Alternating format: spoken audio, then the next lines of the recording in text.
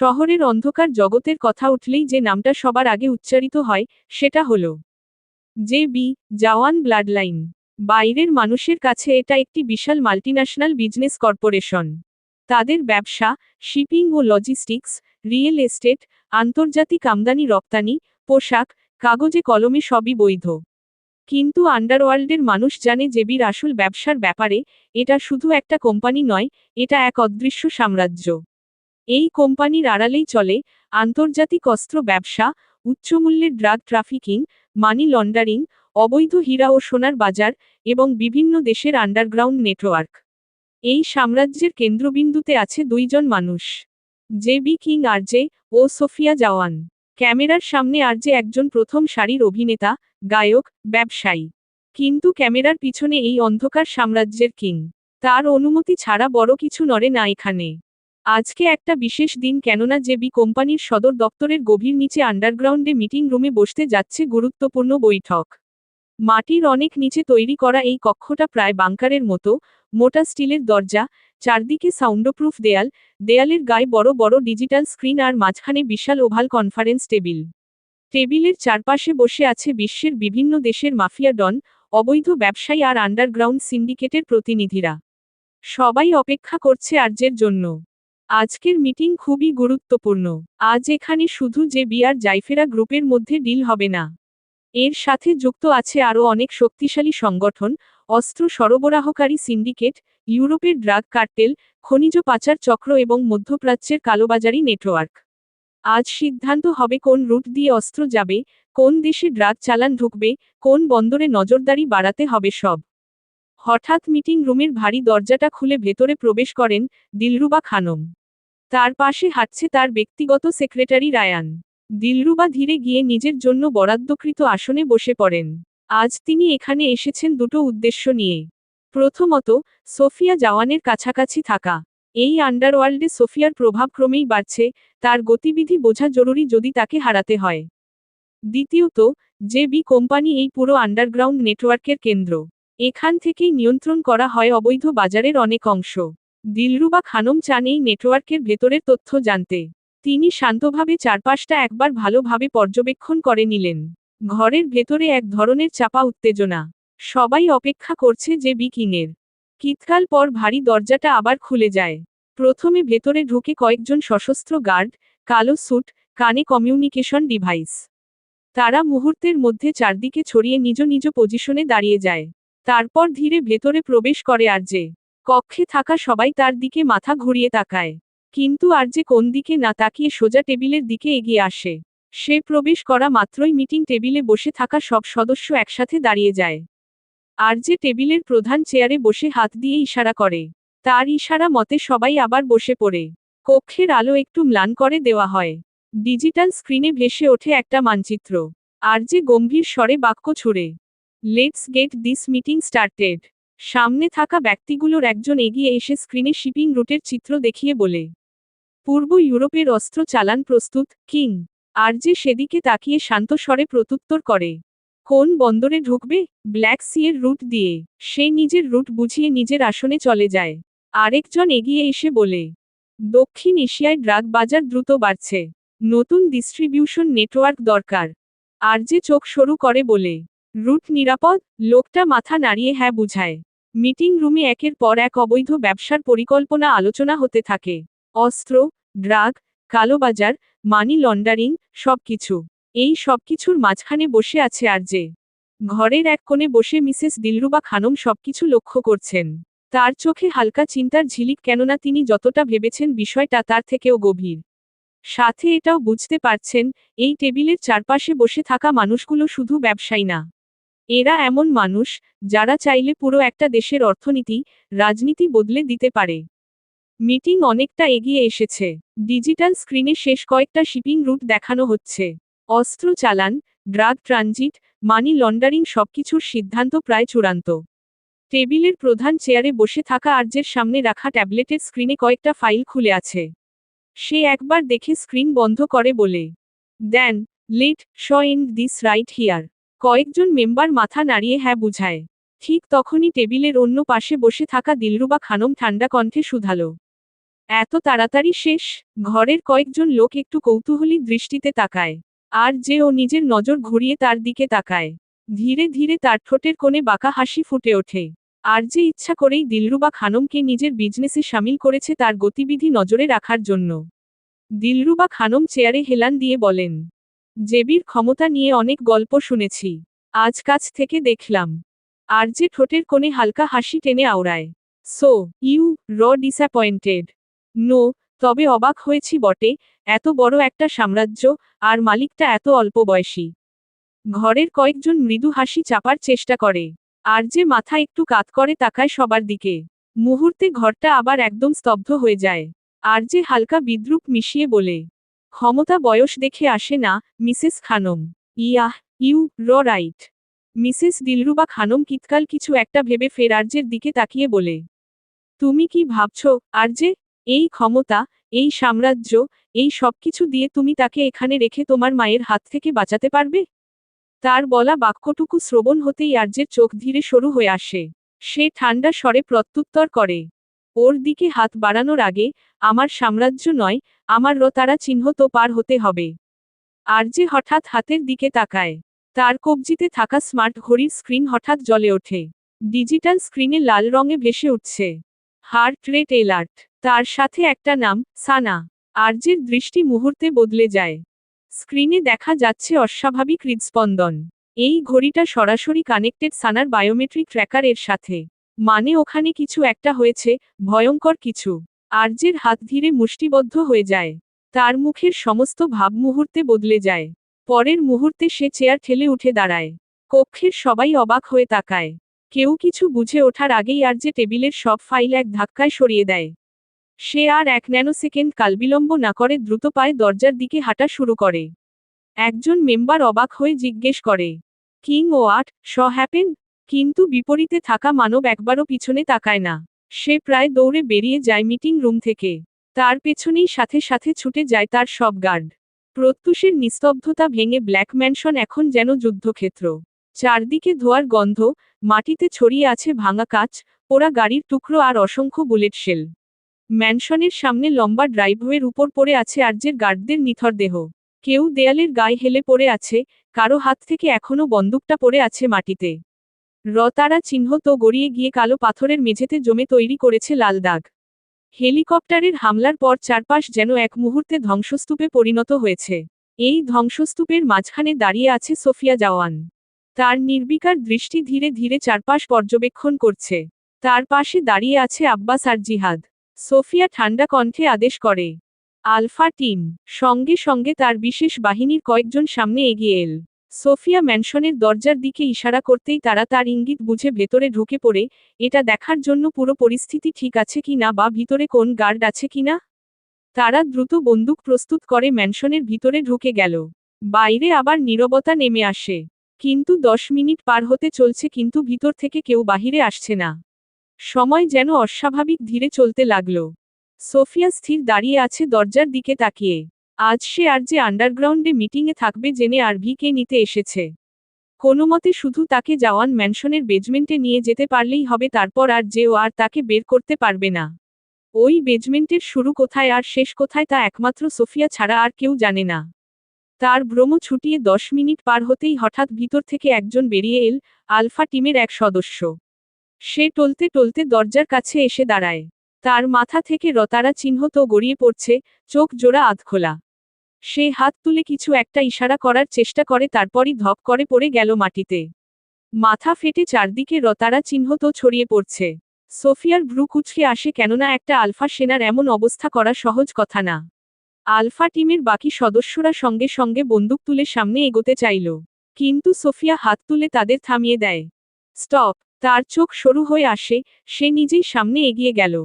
ম্যানশনের বিশাল দরজাটা ঠেলে ভিতরে ঢুকতেই ভেতরের দৃশ্য দেখে সে এক মুহূর্তের জন্য স্থির হয়ে যায়। তার সামনে বসে আছে যন্ত্রমানব সোফায় হেলান দিয়ে। হাতের বন্দুকটা ঘুরিয়ে খেলছে জ্যাক। পরমুহূর্তে তার সামনে থাকা আরেকটা আলফা সেনা যে হাঁটু গেড়ে বসে আছে তার মাস্কটা একটানে খুলে ফেলে। তারপর নিজের অনুভূতিহীন ধূসর চোখজোড়া নিক্ষেপ করে সোফিয়ার হালকা বিস্মিত বাদামি চোখে। তারপর কোনো কথা না বলে পরপর 4টা গুলি ছুটে গেল সেই আলফা সেনার কপাল বরাবর। সোফিয়ার পিছন থেকে গুলি করার আগেই জ্যাক দক্ষ হাতে কোমরের পিছন থেকে আরও একটা বন্দুক বের করে তারা চিহ্ন গার্ড চাপে। সাথে সাথে সোফিয়ার পিছনে দাঁড়ানো আলফা টিমের কয়েকজন গার্ড মাটিতে লুটিয়ে পড়ে। জ্যাক ধীরে পকেট থেকে একটা সাদা রুমাল বের করে মুখের কোণে জমে থাকা তারা চিহ্ন তো মুছে ফেলে।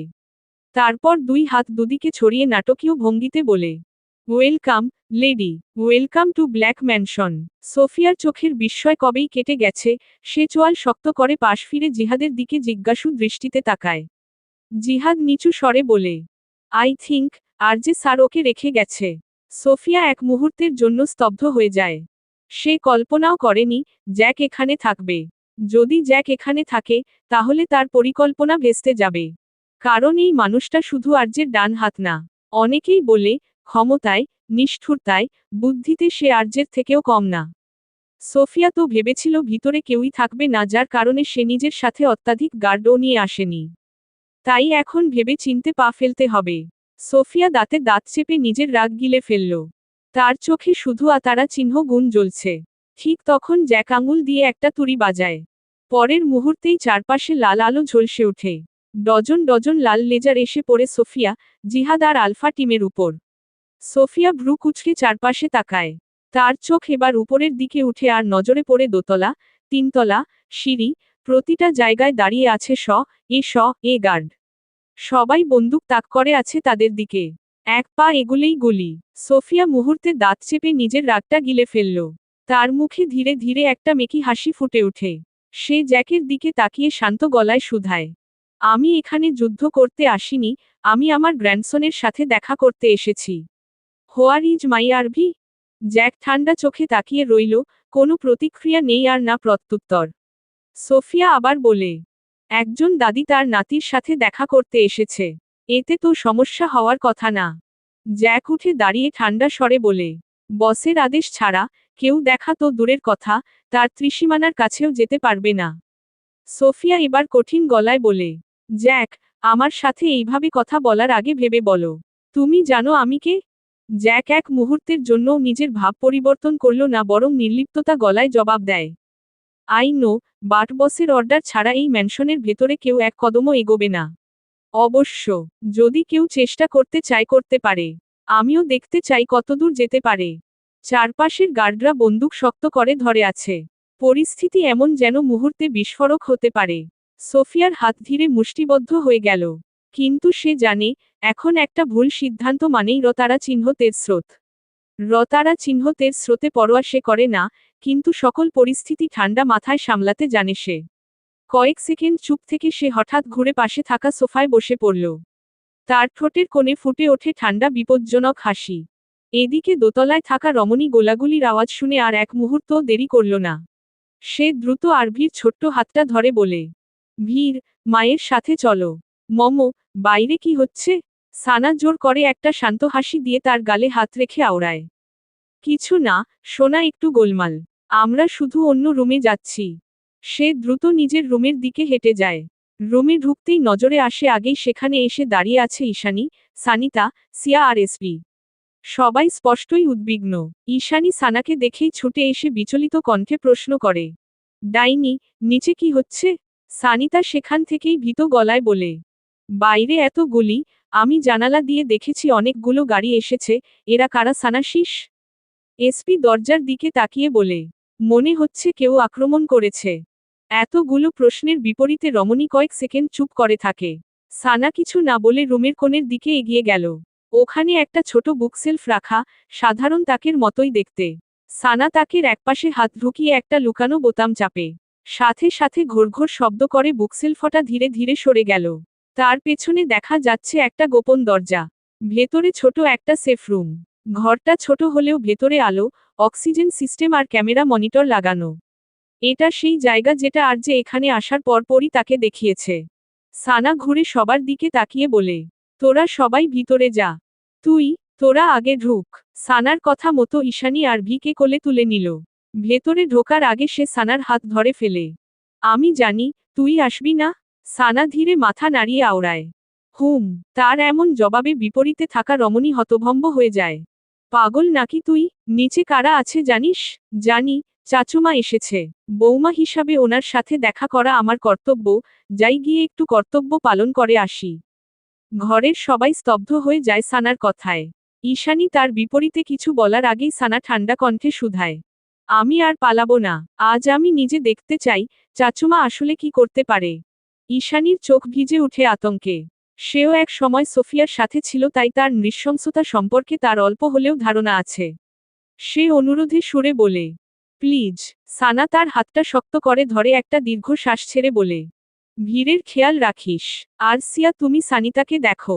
ঈশানী কিছুক্ষণ তার দিকে তাকিয়ে রইল। তারপর ধীরে মাথা নাড়িয়ে আরভিকে কোলে নিয়ে ভেতরে ঢুকে গেল। আরভি তখনও মায়ের দিকে তাকিয়ে প্রশ্ন করে, মমো, তুমি আসবে না?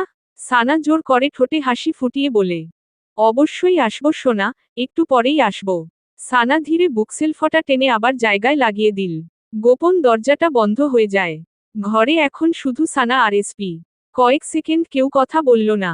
তারপর এসপি ধীরে বলে, এখন কি করবি? বিপরীতে রমণীর থেকে কোন শব্দ এলো না। সে সোজা হাঁটতে হাঁটতে গেল আর্যের বড় কাবার্ডের সামনে। কাবার্ড খুলে ভেতরের ড্রয়ারটা খুলে ভেতরে রাখা আছে কয়েকটা হ্যান্ডগান, ম্যাগাজিন আর বুলেট। সানা কাপা কাপা হাতে একটা বন্দুক হাতে তুলে নিল। সে চোখ বন্ধ করে এক সেকেন্ড নিঃশ্বাস নিয়ে তারপর আবার বন্দুকটা শক্ত করে ধরে। এসপি এগিয়ে এসে আবার বলে, তুই কোনো উল্টোপাল্টা করবি না তো? সানা বন্দুকটা চেক করতে করতে বলে, উল্টোপাল্টা? যখন কথা হয় সন্তানের, তখন মায়ের জন্য উল্টোপাল্টা বলে কিছু থাকে না। এসপি চুপ করে গেল। সানা আরেকটা বন্দুক বের করে এগিয়ে দিল এসপির দিকে। এসপি সেটা হাতে নিয়ে তার দিকে তাকায়। মুহূর্তে দুজনের ইশারা ইঙ্গিতে কথা হয়ে গেল। তারপর দুজনে দরজা খুলে বের হয়ে যায়। সানা আর এসপি বাইরে বের হতেই দেখে করিডোরটা অস্বাভাবিকভাবে নীরব। কিন্তু তাকে দেখামাত্রই আর্যের গার্ডরা দ্রুত দুপাশে দাঁড়িয়ে গেল। সানা একবারও তাদের দিকে না তাকিয়ে ডান হাতে শক্ত করে বন্দুক ধরে ধীরে ধীরে সিঁড়ি বেয়ে নিচে নামে। নিচে বসে আছে সোফিয়া জাওয়ান। তার চারপাশে আব্বাস, জিহাদ এবং কিছু আলফা টিমের সদস্য। জ্যাক অদূরে দাঁড়িয়ে আছে।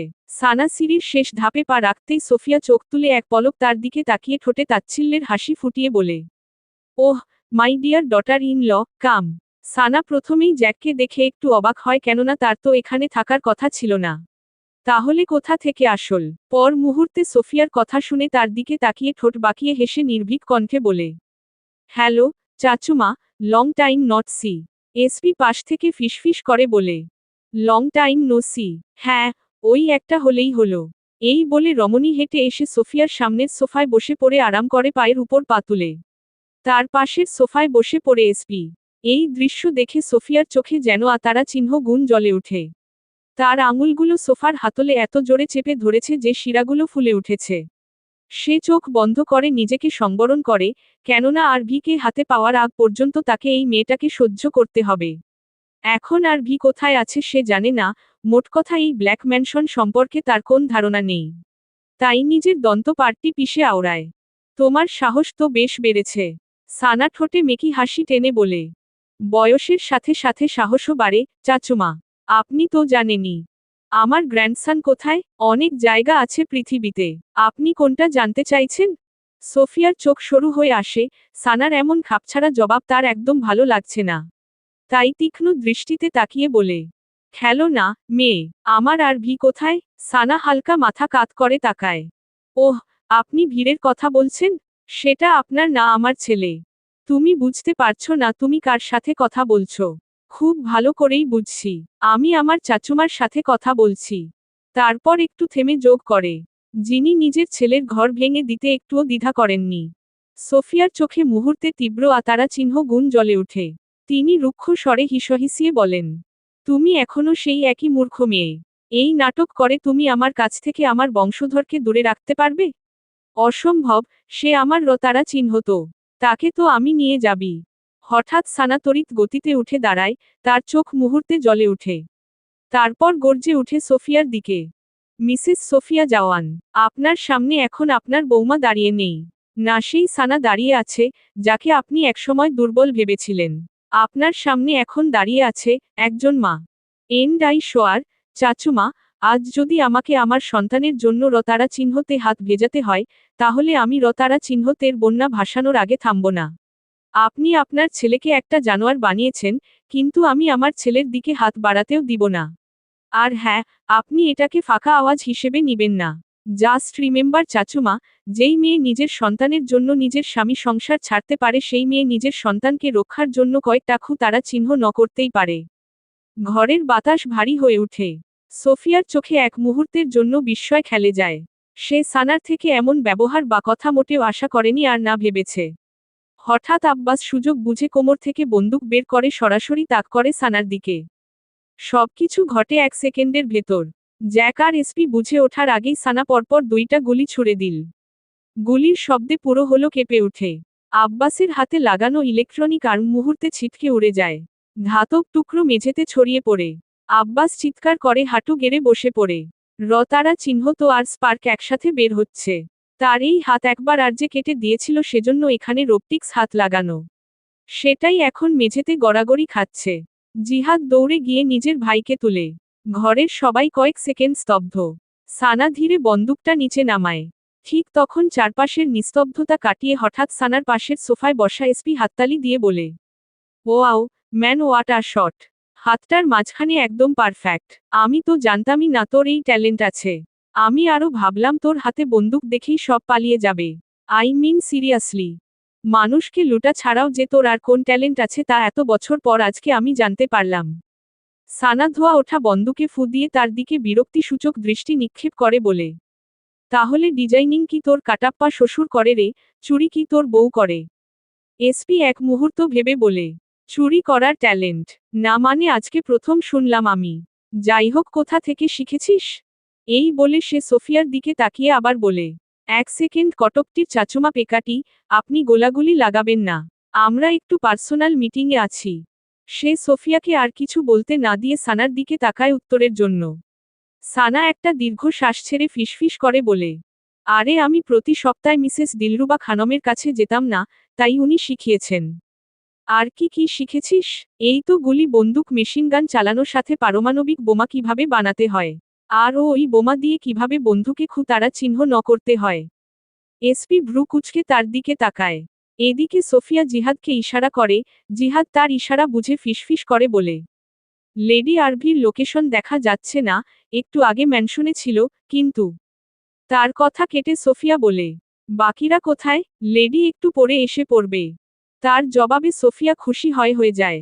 ধীরে ধীরে তার ঠোঁটের কোণে ফুটে ওঠে ত্রুর হাসি। হঠাৎ সানা আর এসপির কথোপকথনের মাঝেই আরেক দফা বাইরে থেকে ভেসে এলো হেলিকপ্টারের পাখার তীব্র শব্দ।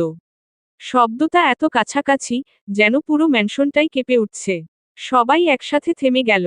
সোফিয়া ধীরে মাথা ঘুরিয়ে দরজার দিকে তাকায়। এরপরই পরপর বিস্ফোরণের শব্দ। বাইরে থেকে ভেসে আসছে গুলির বৃষ্টি, তার সাথে মানুষের চিৎকার, আলফা টিমের সদস্যদের কণ্ঠ। কভার নাও, ডাউন, ডাউন, আমাদের উপর অ্যাটাক। সে বাক্য সম্পন্ন করার আগেই শেষ। শব্দগুলো করিডোর পেরিয়ে হলরুমে ঢুকে পড়ছে। সোফিয়ার মুখের অভিব্যক্তি মুহূর্তে বদলে গেল। সে দাঁত চেপে বলে, হোয়াট দ্য হেল। জিহাদ তাড়াতাড়ি জানালার দিকে এগিয়ে গিয়ে বাইরে তাকায়। মুহূর্তে তার চোখ বড় হয়ে গেল বাইরের দৃশ্য দেখে। লেডি বাইরে। কথা শেষ করার আগেই আবার এক দফা গুলির শব্দ। 2-3টা হেলিকপ্টার থেকে সরাসরি গুলি বর্ষণ হচ্ছে। ম্যানশনের বাইরে থাকা আলফা বাহিনী সম্পূর্ণ আক্রমণের মুখে। বাইরে থেকে ভেসে এলো একটা তীব্র আর্তচিৎকার। তারপর হঠাৎ সবকিছু যেন এক মুহূর্তের জন্য থেমে গেল। শুধু হেলিকপ্টারের শব্দ ঘুরছে আকাশে। ঘরের ভেতর সবাই দরজার দিকে তাকিয়ে আছে। ধীরে ধীরে ম্যানশনের বিশাল দরজাটা ঠেলে খুলে যায়। ধোঁয়ার ভেতর দিয়ে একটা লম্বা ছায়া ভেতরে প্রবেশ করে। সকালটা ধীরে ধীরে গড়িয়ে উঠেছে শহরের আকাশে। এই শহরের এক প্রান্তে, উঁচু দেয়াল ঘেরা এক বিশাল এলাকা জুড়ে দাঁড়িয়ে আছে সারহাদের রোজ হাউজ। নামের মতোই চারদিকে অসংখ্য গোলাপের বাগান। বাতাসে মিশে আছে তাজা গোলাপের সুগন্ধ। আর রোজ হাউজের সবচেয়ে গোপন জায়গা হলো সারহাদের সিক্রেট রুম। ভারী দরজার ওপারে, শব্দরোধী সেই ঘরটা যেন তার নিজের একটা আলাদা দুনিয়া। এইটা একমাত্র জায়গা যেখানে সে নিজেকে মেলে ধরতে পারে, যেখানে সে নিজের মতো থাকতে পারে। এই কক্ষের মাঝখানে রাখা আছে একটা বড় ক্যানভাস। তার সামনেই দাঁড়িয়ে আছে সারহাদ। তার এক হাতে ধরা তুলি। সে তুলিটা রেখে পাশ থেকে একটা কাচের বাটিতে রঙের সাথে গোলাপের পাপড়ি মিশিয়ে তারপর তুলি চালায় ক্যানভাসের উপর। পেইন্টিং করা তার ছোটবেলাকার শখ। নিজের নিঃসঙ্গ জীবনে এই একটা জিনিস তার খুব পছন্দের। তবে তার বেশিরভাগ পেইন্টিংই একজনকে ঘিরে, যাকে সে চোখ বন্ধ করেও আঁকতে পারে। তার হাতের প্রতিটা মুভমেন্ট নিখুঁত ভঙ্গিতে চলছে ক্যানভাসের উপর, প্রতিটা স্ট্রোক হিসেব করা। ঘরের একপাশে একটা ট্যাবলেট চলছে যেখানে দেখা যাচ্ছে ব্রেকিং নিউজ, একজন নারী জনসমক্ষে দাঁড়িয়ে এক পুরুষকে জুতো দিয়ে মারছে। স্ক্রিনে লেখা, লেফটেন্যান্ট জেনারেল রনি হায়দারের স্ত্রীর বিস্ফোরণ, প্রকাশ্যে অপমান। চারপাশে ভিড়, যাদের মধ্যে কেউ ভিডিও করছে, কেউ বলছে, ছি ছি, এই লোকটা এত নিচে নামলো কিভাবে? ওর যা প্রাপ্য, তাই হয়েছে। তবে সবচেয়ে বেশি ভেসে আসছে রনি হায়দারের স্ত্রী মিসেস নাজমা হায়দারের কণ্ঠ। তুই আমাকে প্রতারণা করবি? আজ তোকে আমি ছাড়ব না। তারপর আবার জুতোর আঘাত, কয়েকজন নারী পুলিশ তাকে টেনে হিঁচড়ে অন্য দিকে নিয়ে যাচ্ছে। এজন্যই কাল রনি নিজের স্ত্রীর কথা শুনে এতটা ভয় পেয়েছিল। কেননা তার স্ত্রীও উচ্চপদস্থ সরকারি কর্মকর্তার মেয়ে, বেশ রাগচটা ও বদমেজাজি। অদূরে তার ছেলে মেয়ে মাথা নিচু করে দাঁড়িয়ে আছে। এই দৃশ্য দেখে সারহাদের ঠোঁটের কোণে ধীরে ধীরে ফুটে ওঠে পৈশাচিক তৃপ্তির হাসি। তার চোখে কোনো বিস্ময় নেই, কোনো সহানুভূতি নেই, শুধু আছে উপভোগ। সে নিচু স্বরে আওড়ায়, মানুষের পতন, সবচেয়ে সুন্দর দৃশ্য। তারপর তার কানে থাকা ইয়ারপিসে আদেশ ছুড়ে, রনির কাহিনী আজ রাতেই খতম। এই বলে ডিভাইসটাকে একপাশে ছুঁড়ে ফেলে দিয়ে হাতের গতি বাড়ায়। এবার সম্পূর্ণ মনোযোগ এটাতে তুলি দ্রুত চলতে শুরু করে। রং, পাপড়ি সব মিশে ক্যানভাসে তৈরি করছে এক মুখ, একটা পরিচিত মুখ। ঠিক তখনই দরজা খুলে ভেতরে ঢুকে এজাজ। সে কয়েক সেকেন্ড চুপ করে দাঁড়িয়ে রইল সারহাদের ক্যানভাসের দিকে তাকিয়ে। এই 18 বছরে সারহাদ এই চেহারাটাকে বহুবার এঁকেছে। মানুষ বিরক্ত হয়ে যাওয়ার কথা, কিন্তু সারহাদ বিরক্ত হয় না। সে যেন রোজ এই মুখটাকে নতুন করে আঁকে। এজাজ গলা খাকারি দিয়ে বলে, বসো। সারহাদ হাত না থামিয়ে অন্য হাত দিয়ে ইশারা করে বলতে, এজাজ বলে, বসো। সোফিয়া জাওয়ান ব্ল্যাক ম্যানশনে গেছে। সারহাদের হাত এক সেকেন্ডের জন্য থেমে গেল। সোফিয়া জাওয়ান, এই নামটা শোনামাত্র সারহাদের ভ্রু কুঁচকে গেল। তার চোখে এক ঝলক তীক্ষ্ণতা খেলে যায়। সে ধীরে তুলি নামিয়ে রেখে বলে, শিওর? ইয়েস। বসো। আলফা টিম নিয়ে ঢুকেছে। সারহাদের চেহারা তাৎক্ষণিক বদলে গেল। যেই আদলে কিছুক্ষণ আগে পৈশাচিক তৃপ্তি ছিল, সেখানে এখন অস্থিরতা ফুটে উঠেছে। তার ঠোঁটের কোণের হাসি মিলিয়ে গেছে। তারপর তীক্ষ্ণ কণ্ঠে আদেশ করে, সব রেডি করো। এজাজ এক সেকেন্ড দেরি না করে মাথা নাড়িয়ে বলে, ওকে বসো। এজাজ দ্রুত বেরিয়ে গেলে কক্ষে আবার নীরবতা নেমে আসে। সারহাদ ধীরে ঘুরে তাকায় তার ক্যানভাসের দিকে। অর্ধসমাপ্ত সেই ছবিতে ফুটে উঠেছে তার সানাম, তার চোখ, তার মুখ প্রায় জীবন্ত। সারহাদ ধীরে এগিয়ে গেল সেদিকে। তার কণ্ঠস্বর থেকে ফিসফিস করে বের হয়, অসমাপ্ত জিনিস আমি কখনো রেখে দেই না। তারপর তুলি তুলে এক শেষ স্ট্রোক দিয়ে দিল। সে কিছুক্ষণ তাকিয়ে থেকে তারপর দরজা খুলে বেরিয়ে যায়। ব্ল্যাক ম্যানশনের মেইন ফটক তখনও আধখোলা। বাইরের ধোঁয়া ধীরে ধীরে ভেতরে ঢুকছে, গুলির বারুদের গন্ধ, পোড়া ধাতুর গন্ধ আর রতারা চিহ্নতের ভারী গন্ধ মিশে এক অদ্ভুত শ্বাসরুদ্ধকর পরিবেশ তৈরি হয়ে আছে। মেঝেতে ছড়িয়ে ছিটিয়ে পড়ে আছে গার্ডদের দেহ, দেয়ালে গুলির চিহ্ন, কোথাও কোথাও এখনো স্পার্ক জ্বলছে। এই ধ্বংসস্তূপের মাঝেই ভারী বুটের শব্দ ভেসে এলো সবার কানে। সবাই একসাথে দৃষ্টি নিক্ষেপ করে দরজার দিকে। ধোঁয়ার আস্তরণ ভেদ করে ধীরে ধীরে স্পষ্ট হয়ে উঠে একটা অবয়ব, আর যে পরনে কালো লম্বা কোট, পোশাকে রতারা চিহ্ন তো জমে আছে, চুলগুলো এলোমেলো, তার বাদামি চোখজোড়া যেন জ্বলন্ত আতারা চিহ্ন গুণ, চোয়াল শক্ত করে ভারী ভারী কদম ফেলে হেঁটে আসছে। সোফিয়া জাওয়ান বিস্মিত দৃষ্টিতে স্থির হয়ে তাকিয়ে রইল। এই মুখটা সে একদমই আশা করেনি এই মুহূর্তে। মনের কোণে প্রশ্নরা উকি দিচ্ছে। আরজের তো আন্ডারগ্রাউন্ডে থাকার কথা, তাহলে এখানে? সোফিয়া ধীরে হাত তুলে পাশে দাঁড়ানো জিহাদের দিকে ইশারা করে। জিহাদ এক সেকেন্ডও দেরি না করে মাথা নাড়িয়ে হ্যাঁ বুঝায়। তারপর মোবাইল বের করে ছোট একটা মেসেজ পাঠিয়ে দেয়। এদিকে সানা ঘাড় কাত করে তাকায় আরজের দিকে। এক ঝলক সে দেখে রাগে শক্ত হয়ে থাকা মুখ, পরের মুহূর্তেই সে মুখ ঘুরিয়ে নিল আর একবারও তাকালো না। রমণীর হাতে এখনো বন্দুকটা শক্ত করে ধরে রাখা। আরজে এগিয়ে এসে একবার সোফিয়ার দিকে তাকায়, তারপর সানার দিকে ঘুরে গেল। তার দৃষ্টি আটকায় সানার হাতে ধরে রাখা বন্দুকে। মুহূর্তে তার ভ্রু কুঁচকে গেল। কিন্তু সে কিছু না বলে সানার পাশে বসে পড়ে। আরজের সাথে থাকা কাইলিন জ্যাকের সাথে দাঁড়িয়ে পড়ে। আরজে ঠোঁটের কোণে হালকা বাঁকা হাসি টেনে আওড়ায়, what a surprise, Momo. Sophia নিজের সমস্ত রাগ গিলে নিল, কেননা এখন পরিস্থিতি তার হাতের বাইরে আর হাতে কিভাবে আনতে হয় সেটা সোফিয়া খুব ভালো করে জানে। আর্যের বলা এই ঠান্ডা বাক্যগুলো যে কতটা ভয়ঙ্কর সে খুব ভালো করেই জানে। তাই ঠোঁটের কোণে মেকি হাসি টেনে প্রত্যুত্তর করে। সারপ্রাইজ তো তুমিই দিলে, রণ। এত বছর আমার থেকে আমার নাতিকে লুকিয়ে রেখেছ। হোয়াটেভার, আমি আসলে খুব সিম্পল একটা কারণে এসেছি, আমি আমার গ্র্যান্ডসনকে দেখতে এসেছি। আরজে ভ্রু কুঁচকে তাকায়, ঠান্ডা স্বরে বলে। দেখতে, এত গার্ড, এত তারা চিহ্ন তো, আক্রমণ শুধু আমার ছেলেকে দেখতে নাকি নিয়ে যেতে তোমার সেই অন্ধকার ছেলে? তুমি সবকিছু এত জটিল করো কেন? আমি ওর দাদি, একটু আদর করব এইটুকুই। আরজে ধীরে সামনে ঝুঁকে হিসহিসিয়ে আওড়ায়। Momo, just stop your act, I'm not falling for your soft word. আরজের এমন কথায় সোফিয়ার ভিতর রাগে গড়গড় করে ওঠে, কিন্তু বাহিরের মুখভঙ্গি তা বুঝতে দিতে অক্ষম। সে ফের ঠোঁটে হাসি টেনে বলে, তুমি এখনো আমাকে ভুল বুঝোচ্ছ, রণ। আমি যা করি, সব তোমার ভালোর জন্য করি। ইয়া হাই নো, কাউকে দানব বানানো, কারো হাসি কেড়ে নেওয়া সবই তোমার কাছে ভালো। কিন্তু এবার টার্গেট আমার ছেলে। সোফিয়া এবার সোজা হয়ে বসে। সে শুধু তোমার ছেলে না রণ, সে আমার তারা চিহ্ন কোক্ত বহন করে। সে আমার বংশধর।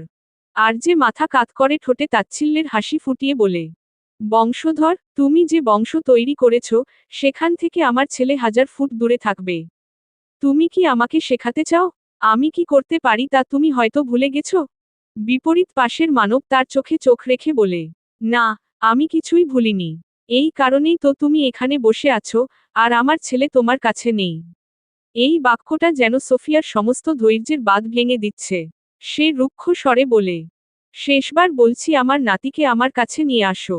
না হয় আমি ওকে নিজেই নিয়ে। আর যে তার কথা কেটে বলে, I'm warning you for the last time, Momo. এই এক কথাতেই যেন সোফিয়ার মস্তিষ্কে বিস্ফোরণ ঘটে। আর যে তাকে ওয়ার্ন করছে, তাকে হুমকি দিচ্ছে। কথাটা মেনে নিতে পারছে না সে। সোফিয়া হঠাৎ উঠে দাঁড়িয়ে চিৎকার করে ওঠে, don't you dare talk to me like that. আমি তোমার মা, তুমি আমার সাথে এইভাবে। তার কথার বিপরীতে আরজে উঠে দাঁড়িয়ে সোফিয়ার চোখে চোখ রেখে গর্জে ওঠে, Mrs Jawan, I'm not a son anymore, not a husband anymore, I'm the father. Do you know Momo, বাবারা কি করতে পারে? Everything Momo. তারা চিহ্ন তো ঝরানো, জীবন নেওয়া, সাম্রাজ্য ভেঙে ফেলা সবকিছু। শুধু একটা জিনিসের জন্য, তার সন্তান। আরজের হুঙ্কারে যেন সারা ব্ল্যাক ম্যানশন কেঁপে উঠেছে। সোফিয়া নিজেও ঘাবড়ে গেছে। আরজে একটু থেমে ফের ঠান্ডা স্বরে আওড়ায়, and I told you that Momo, আর একবার, শুধু একবার কেউ আমার ছেলের দিকে তাকালেও আমি দেখব না আমার বন্দুকের সামনে কে দাঁড়িয়ে আছে। তুমি হোক, তোমার লোক হোক, পুরো পৃথিবী হোক, আমার বন্দুক থামবে না। সোফিয়া ঠোঁট শক্ত করে, তাচ্ছিল্যের হাসি দিয়ে নিচু স্বরে বলে, কাম অন রণ, তুমি ভাবছো তুমি বাবা হয়ে বদলে যাবে। তুমি এখনো তোমার ভিতরের দানবটাকেই আটকাতে পারোনি যেটা আমি বানিয়েছি। আমাকে আটকাবে কিভাবে, নিজের মাকে গুলি মেরে? আর যে হালকা হেসে ওঠে। সে জানতো সোফিয়া এইরকমই বলবে। কেননা সোফিয়া কোন গুলি বা বন্দুককে কখনো ভয় পায় না, বরং সে এগুলোকে তুচ্ছ মনে করে। কিন্তু সোফিয়ার মতো শক্তপোক্ত নারীরও দুর্বলতা আছে যেটা একমাত্র উপায় তাকে আটকানোর। আর যে ধীরে ঝুঁকে সোফিয়ার একদম কানের কাছে ফিসফিস করে কিছু একটা বলে যেটা কেউ শুনতে পায় না। কয়েক সেকেন্ড তারপর হঠাৎ সোফিয়ার মুখের রং বদলে যায়। তার চোখ বড় বড় হয়ে যায়। বাক্যটুকু শ্রবণ হতেই তার শ্বাস যেন আটকে আসে। আতঙ্কে তার হাঁটু সামান্য কেঁপে ওঠে। সোফিয়া মুহূর্তে ভারসাম্য হারিয়ে এক পা পেছনে সরে যায়। একটা ফাঁকা ঢোক গিলে দাঁতে দাঁত চেপে চিৎকার করে ওঠে, রণ, তুমি এটা আমার সাথে করতে পারো না। How can you do this to your own mother? ঘরের সবাই থমকে যায়। সানা ভ্রু কুঁচকে তাকিয়ে আছে। সে এখন পর্যন্ত একটা কথাও বলেনি এই কারণে যে, সে দেখতে চায় আর যে কি করে। এখন সে বুঝতে পারছে না, কি এমন বলল আর যে যার কারণে সোফিয়ার এ দশা। আর যে ধীরে সোজা হয়ে দাঁড়ায়। তার ঠোঁটে সেই একই বাঁকা হাসি। মমো, আমি শুরুতেই বলেছি, আমি এখন আর তোমার রণ নই। আমি একজন বাবা যে নিজের সন্তানের জন্য সবকিছু করতে পারে, এভরিথিং। কয়েক মুহূর্তের জন্য কক্ষে ভারী দমবন্ধ করা নীরবতা নেমে এলো। সোফিয়া এখনো নিজেকে বিশ্বাস করাতে পারছে না তার রণ তার সাথে এমনটা করেছে। হঠাৎ সেই নীরবতা চিরে সোফিয়া হেসে ওঠে। প্রথমে হালকা, তারপর উন্মাদের মতো অট্টহাসিতে ফেটে পড়ে। সবাই তীক্ষ্ণ দৃষ্টিতে তাকিয়ে আছে, কেউ বুঝতে পারছে না এই হাসির মানে কি। সানা ভ্রু কুঁচকে তাকিয়ে আছে, তার চোখে প্রগাঢ় সন্দেহ। সোফিয়া হাসতে হাসতেই ধীরে দরজার দিকে হাঁটতে থাকে। দরজার কাছে গিয়ে সে থেমে ধীরে পেছনে ঘুরে তাকায়। তার চোখে পাগলামির অদ্ভুত এক ঝলক। সে নিজের হাসি থামিয়ে বলে, রণ, ঠিক আছে, আমি তোমার সন্তানের দিকে হাত বাড়াবো না আর। তুমি তোমার সন্তানকে আমার থেকে দূরে রাখতে পেরেছ। সোফিয়া একটু থেমে ঠোঁটে রহস্যময় হাসি ঝুলিয়ে ফের বলে, কিন্তু ভাগ্যের থেকে কখনো দূরে রাখতে পারবে না। ওর ভাগ্য যদি ভালো হতো, তাহলে সে কখনো জওয়ানদের বংশধর হতো না।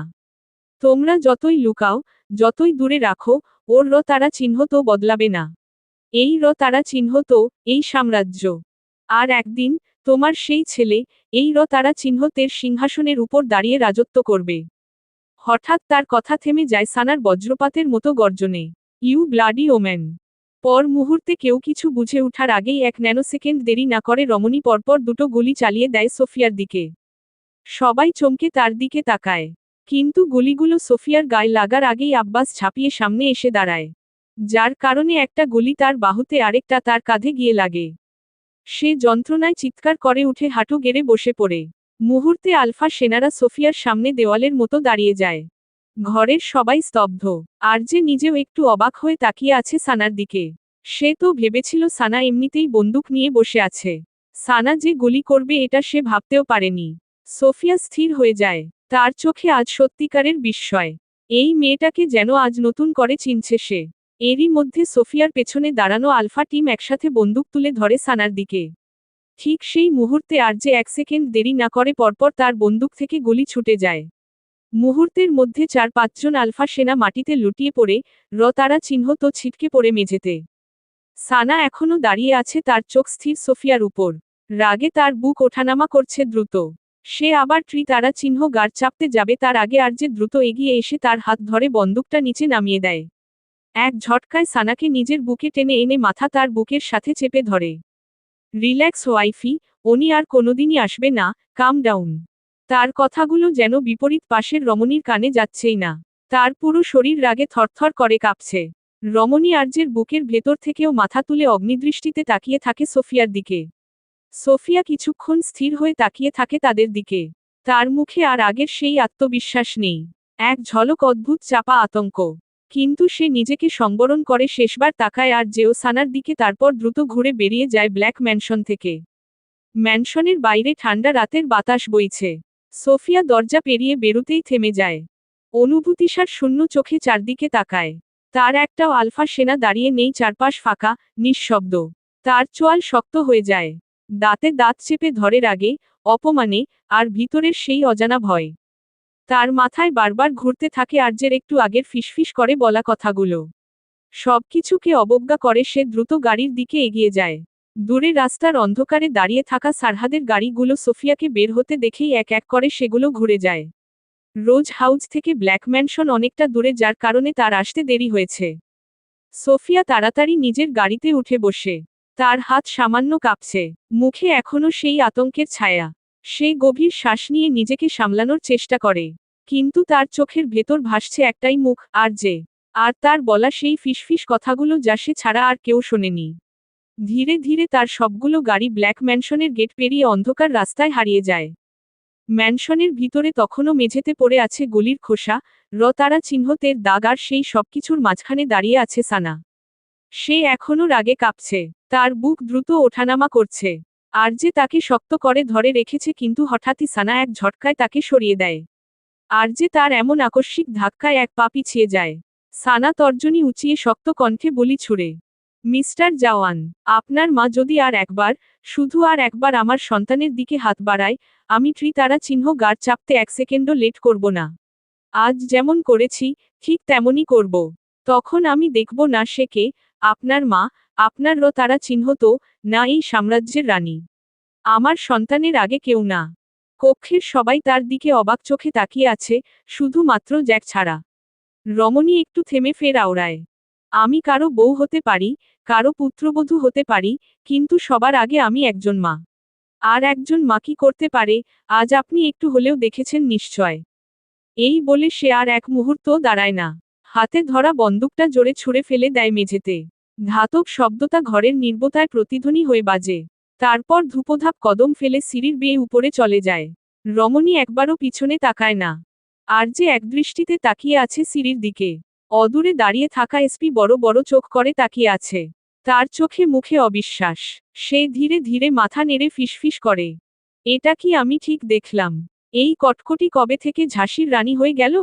একটু থেমে ঠোঁট কামড়ে হেসে আওড়ায়, আমি তো ভাবছিলাম দরকার হলে আমি সামনে দাঁড়াবো, কিন্তু এখানে তো দেখি এই মেয়ে সবার 12টা বাজিয়ে দিয়েছে।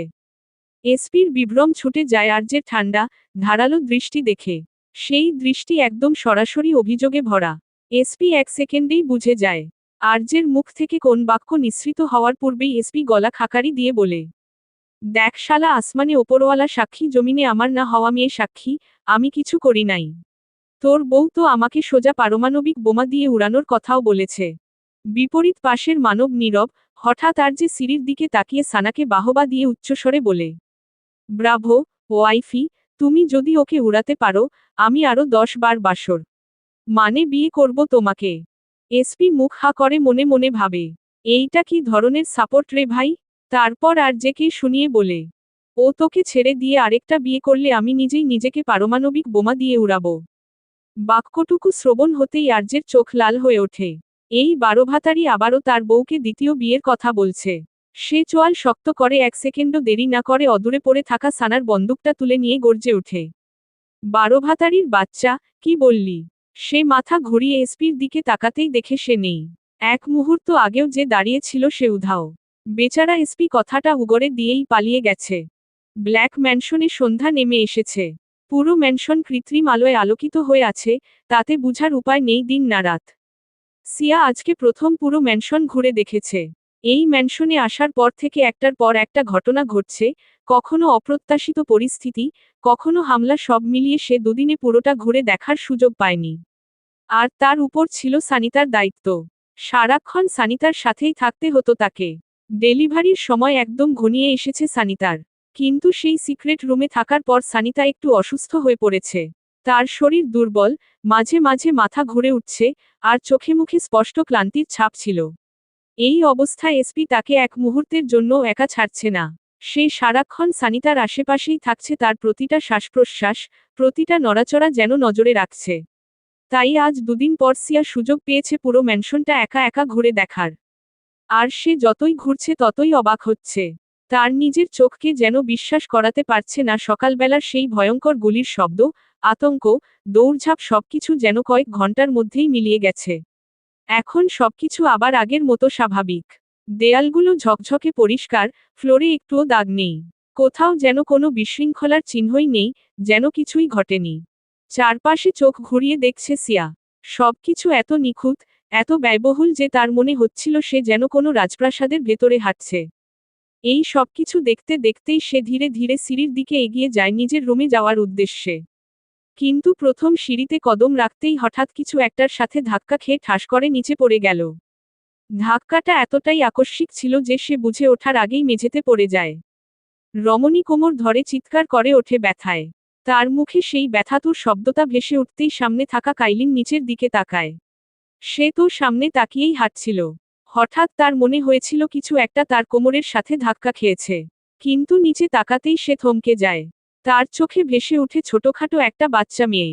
মাথায় আবার ছোট বাচ্চাদের মতো ক্লিপও লাগানো, কাঁধ সমান চুল, গোলগাল চেহারা, সম্পূর্ণ যেন একটা জীবন্ত বারবি ডল। কাইলিন ভ্রু কুঁচকে চারপাশে তাকিয়ে জোরে ডেকে ওঠে, আরে কার বাচ্চা কাচ্চা এভাবে ছেড়ে দিয়েছেন? দৌড়াদৌড়ি করতে গিয়ে হাত পা ভেঙে ফেলবে তো। ম্যানশনে বাচ্চা কাচ্চা কোথা থেকে এসেছে? কার পিচ্ছি এটা নিচে পড়ে গেছে? নিচে পড়ে থাকা রমণীর কানে পিচ্ছি শব্দটা ঢুকতেই মুহূর্তে তার শরীর রাগে রি রি করে ওঠে। এই একটা শব্দ তার সবচেয়ে অপছন্দ। না, অপছন্দ না, ঘৃণিত। মনে হলো যেন শব্দটা সরাসরি তার মাথার ভেতরে গিয়ে আঘাত করল। কেন সবাই তাকে এটা বলে?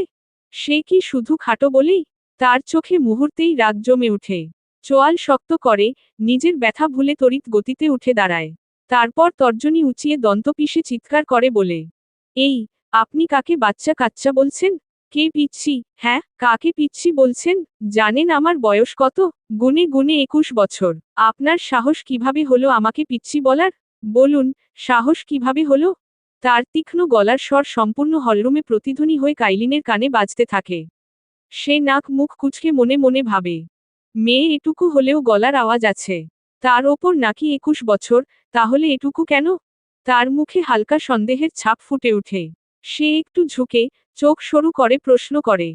আপনার হাইট? হাইটের কথা শুনতাই বিপরীত পাশের রমণী খেকিয়ে উঠে। আপনার সাহস কি করে হলো আমার হাইট নিয়ে কথা বলার? আপনি জানেন আমার হাইট কত? কাইলিন কোনো কথা না বলে নিজের হাত নামিয়ে হাঁটুর কাছে দেখায়, মানে হাঁটু পর্যন্ত। এই ইশারাটা দেখেই রাগে ফেটে পড়ল রমণী। সে নিজের দন্ত খিঁচিয়ে বলে, নিজে তালগাছ বলে কি সবাইকে নিজের মতো ভাবেন? আমি 4 ফুট 9 ইঞ্চি। জাস্ট রিমেম্বার, 4 ফুট 9 ইঞ্চি একদম পারফেক্ট হাইট, বুঝতে পেরেছেন? কাইলিন তার চিৎকারে বিরক্ত হয়ে কানে হাত দিয়ে মনে মনে ভাবে, সে ভুল কি বলেছে, সে তো 6 ফুট। 4 ফুট অনুযায়ী এই মেয়ে তার হাঁটুর কাছেই পড়ে। এদিকে রমণীর থামার কোনো লক্ষণই দেখা যাচ্ছে না। সে একটার পর একটা কথা বলেই যাচ্ছে। আপনার এত বড় সাহস কিভাবে হলো আমাকে হাঁটুর সমান বলার? আমার হাইট নিয়ে খোঁটা দেওয়ার? কাইলিন এবার সরাসরি তার দিকে তাকায়। তার চোখে এক ধরনের অসহায় বিরক্তি। মনে মনে বলে, এই জন্যই নারীজাতিকে ভয় লাগে, তারা কিছু না হতেই চিৎকার শুরু করে দেয়। এদিকে সিয়ার একদম পছন্দ না যখন কেউ তাকে তার হাইট নিয়ে অপনাম করে। এটা সে একদমই সহ্য করতে পারে না। কিন্তু পিছন থেকে একটা গম্ভীর পুরুষালী কণ্ঠস্বর আসতেই সিয়া থেমে যায়। কাই, হোয়াটস গোয়িং অন দেয়ার? কাইলিন পিছনে আর্যের দিকে তাকায়। নাথিং, বসো। একটা পিচ্ছি, মানে উনি ম্যানশনে হারিয়ে গেছেন। জ্যাক কোথায়? কন্ট্রোল রুমে। আর্যের তরফ থেকে আর কোনো শব্দ এলো না। দুজনেই চলে যায় কন্ট্রোল রুমের দিকে। এদিকে সিয়া নিজের মুখ ঢেকে একপাশে সরে যায়। সে আগে আর্যের ফ্যান ছিল, ইভেন এখনো আছে। কিন্তু সামনাসামনি দেখে তার কেমন যেন ভয় হচ্ছে। এদিকে কাইলিন আর্যের পিছনে যেতে যেতে তাকে শুনিয়ে বলে, ছোট মরিচের ঝাঁজ বেশি। সিয়া দাঁতে দাঁত চেপে কথাটা হজম করে নিল, কিন্তু তারা দৃষ্টিগোচর হতে না হতেই চিৎকার করে গালি ছুড়তে থাকে কাইলিনের দিকে। ব্ল্যাক ম্যানশন রাতের অন্ধকারে ডুবে গেছে পুরোপুরি। চারদিক নিস্তব্ধ, কিন্তু সেই নীরবতার ভেতরেও লুকিয়ে আছে কঠোর নিরাপত্তা। আজকের ঘটনার পর আর্য এক মুহূর্তও দেরি করেনি। পুরো ম্যানশনের সব গার্ড বদলে দিয়েছে সে। সে নিজে দাঁড়িয়ে থেকে প্রতিটা করিডোর, প্রতিটা গেট, সব কিছু আবার চেক করেছে।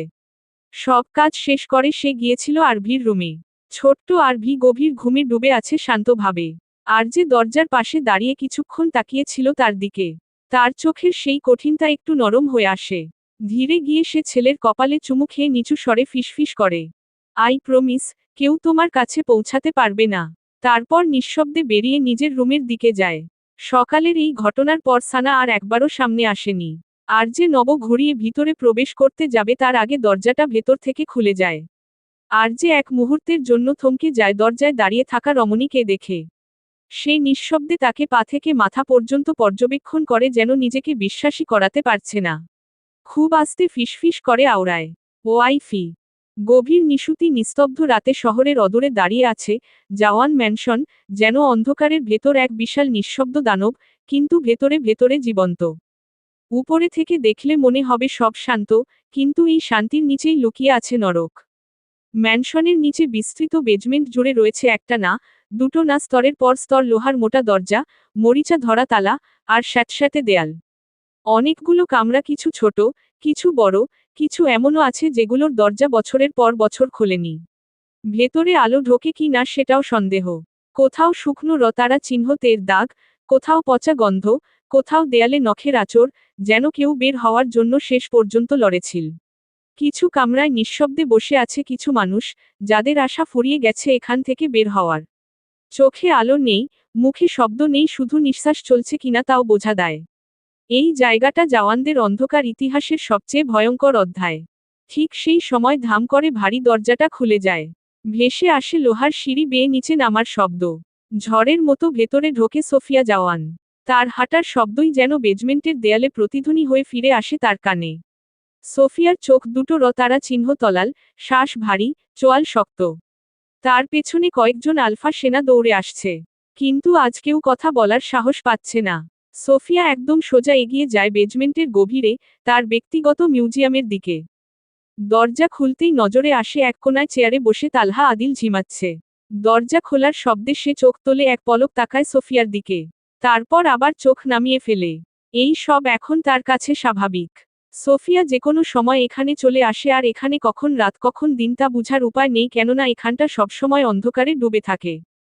সোফিয়া কোনো কথা না বলে শুধু একবার হাত নেড়ে ইশারা করে। ব্যাস, তার গার্ডরা এগিয়ে এসে তালহাকে টেনে তোলে। তালহা কোনো প্রতিরোধ না করে চুপচাপ চলে যায়। দরজা আবার বন্ধ হয়ে যায়। এবার পুরো ঘরে শুধু সোফিয়া আর সামনে রাখা একটা বড় কাচের বক্স। ভেতরে ইকবাল জাওয়ানের নিথর দেহ সংরক্ষিত করে রাখা। সোফিয়া ধীরে ধীরে এগিয়ে যায় তার দিকে। তার হাত পা কাঁপছে, চোখে অদ্ভুত এক উন্মাদনা। সে কাছে কাপা কাপা হাত রাখে। তারপর এক ঝটকায় চিৎকার করে ওঠে। ইকবাল! শব্দগুলো যেন তার কণ্ঠ ফেটে বের হচ্ছে। সে পাগলের মতো বলতে থাকে, রণ এটা কিভাবে করল? বলো, ও কিভাবে বেঁচে আছে? ওর তো মরে যাওয়ার কথা ছিল। তার শ্বাস ভারী হয়ে উঠছে। সোফিয়া বারবার কাছে আঘাত করে বলতে থাকে, তুমি তো আমার ছিলে, শুধু আমার। আমি তোমাকে কারো সাথে ভাগ করব না। না। ওই ছেলেটা কে? তোমার অবৈধ সন্তান? হঠাৎ সে হেসে ওঠে, একটা ভয়ঙ্কর পাগলামিতে ভরা অট্টহাসি হাসি। কিভাবে বেঁচে থাকতে পারে সে? আমি তো সব শেষ করে দিয়েছিলাম। আমি কাউকে তোমার জায়গা নিতে দেব না। কাউকে না, আমি শেষ করে দেব। ওকেও, তার মাকেও, একে একে সবাইকে। এক পর্যায়ে সোফিয়া নিজের চুল আঁকড়ে ধরে টানতে থাকে বারবার। চোখে মুখে ফুটে উঠেছে রতারা চিহ্ন তিম উন্মাদনা। শেষমেশ সে আর দাঁড়িয়ে থাকতে পারছে না।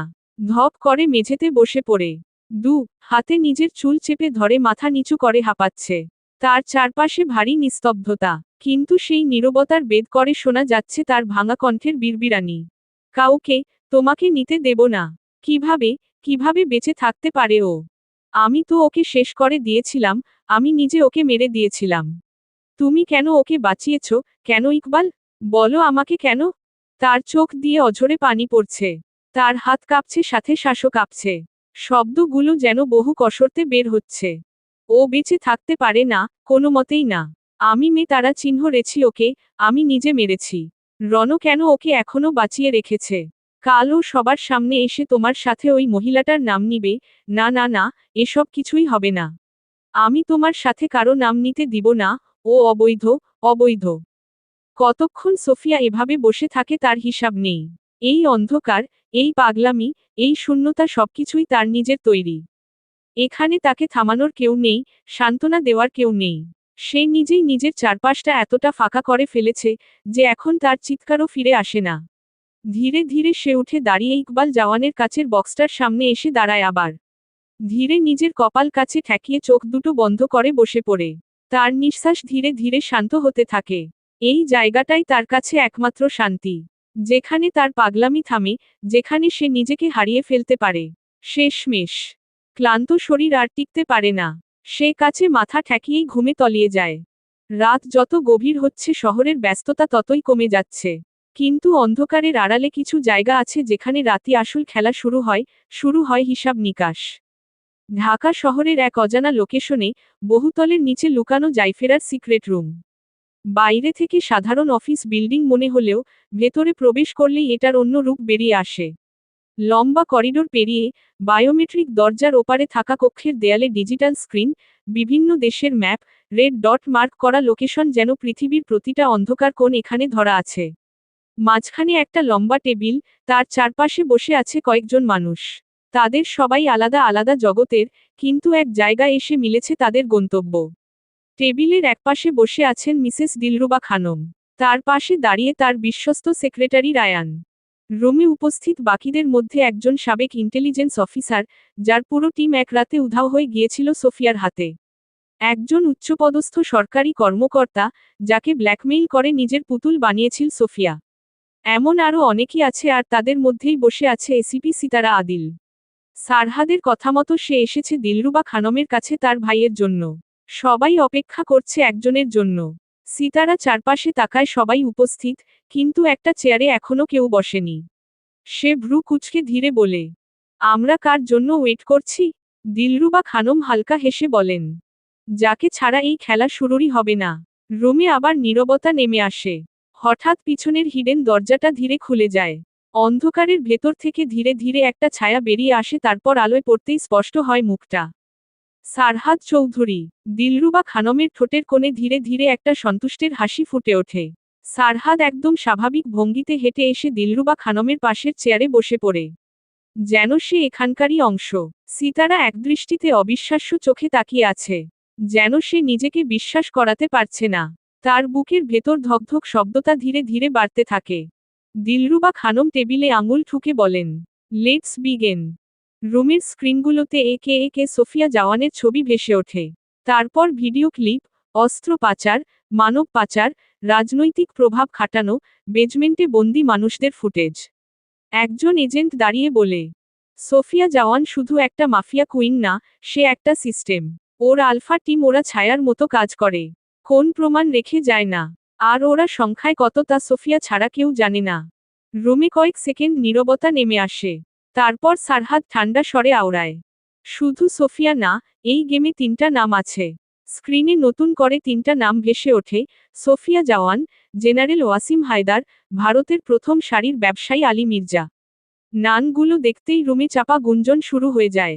একজন কর্মকর্তা বিস্ময় বলে, ওয়াসিম হায়দার, সে তো মিলিটারি হেড। সারহাদ ঠোঁটের কোণে তাচ্ছিল্যের হাসি টেনে বলে, দিনে দেশ চালায়, রাতে বাজার। দিলরুবা খানম চুপচাপ শুনছিলেন। এবার তিনি ধীরে বলেন, আমাদের টার্গেট একটাই, ওদের একসাথে নামানো। কিভাবে? রায়ান সামনে একটা ফাইল এগিয়ে দিয়ে বলে, প্রমাণ, লোকেশন, ইনসাইড কন্ট্যাক্ট, সব রেডি হচ্ছে। কিন্তু দিলরুবা খানম রায়হানের বাকিটা বলেন, আমাদের দরকার ভিতরের দরজা খোলার চাবি, যেটা মিস্টার চৌধুরীর কাছে আছে। সারহাদ মাথা নেড়ে হ্যাঁ বুঝায়। সিতারা আবার অজান্তেই তাকায় সারহাদের দিকে। ঠিক তখনই হঠাৎ সারহাদ আবার মাথা তুলে তাকায়। দুজনের চোখাচোখি হয় কয়েক সেকেন্ড। সিতারা থতমত খেয়ে তাড়াতাড়ি চোখ নামিয়ে ফেলে।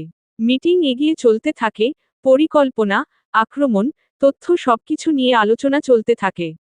কিন্তু এই পুরো সময়টা সিতারার মন বারবার গিয়ে থামে একজন মানুষের দিকে। আর বিপরীতে থাকা সারহাদ, সে যেন সব বুঝেও কিছুই না বোঝার মতো ভান করে আছে। কাইলিনের থেকে এত বড় অপমান শোনার পর সিয়া আর 1 সেকেন্ডও দাঁড়ায়নি সেখানে। এমনিতেই সে খুব কম কথা বলে, নিজের মতো থাকতে পছন্দ করে, কিন্তু কেউ যদি তার হাইট নিয়ে কথা বলে তখনই তার সহ্য হয় না। তখন সে কাকে কি বলে ফেলে, নিজেও জানে না। তার একটাই প্রশ্ন, কেন কেউ তার হাইট নিয়ে কথা বলবে? রমণী কক্ষে প্রবেশ করতেই নজরে আসে এসপি ডিভানে বসে মোবাইলে গেম খেলছে। সানিতা হয়তো ওয়াশরুমে আছে। সিয়া ধপ করে এসপির সামনের সোফায় বসে বলে, ভাইয়া। এসপি মোবাইলের থেকে চোখ না তুলেই বলে, হুম, মিস শালিকা। সিয়া অভিযোগের সুরে বলে, নিচে একটা তালগাছ আমাকে পিচ্ছি বলেছে।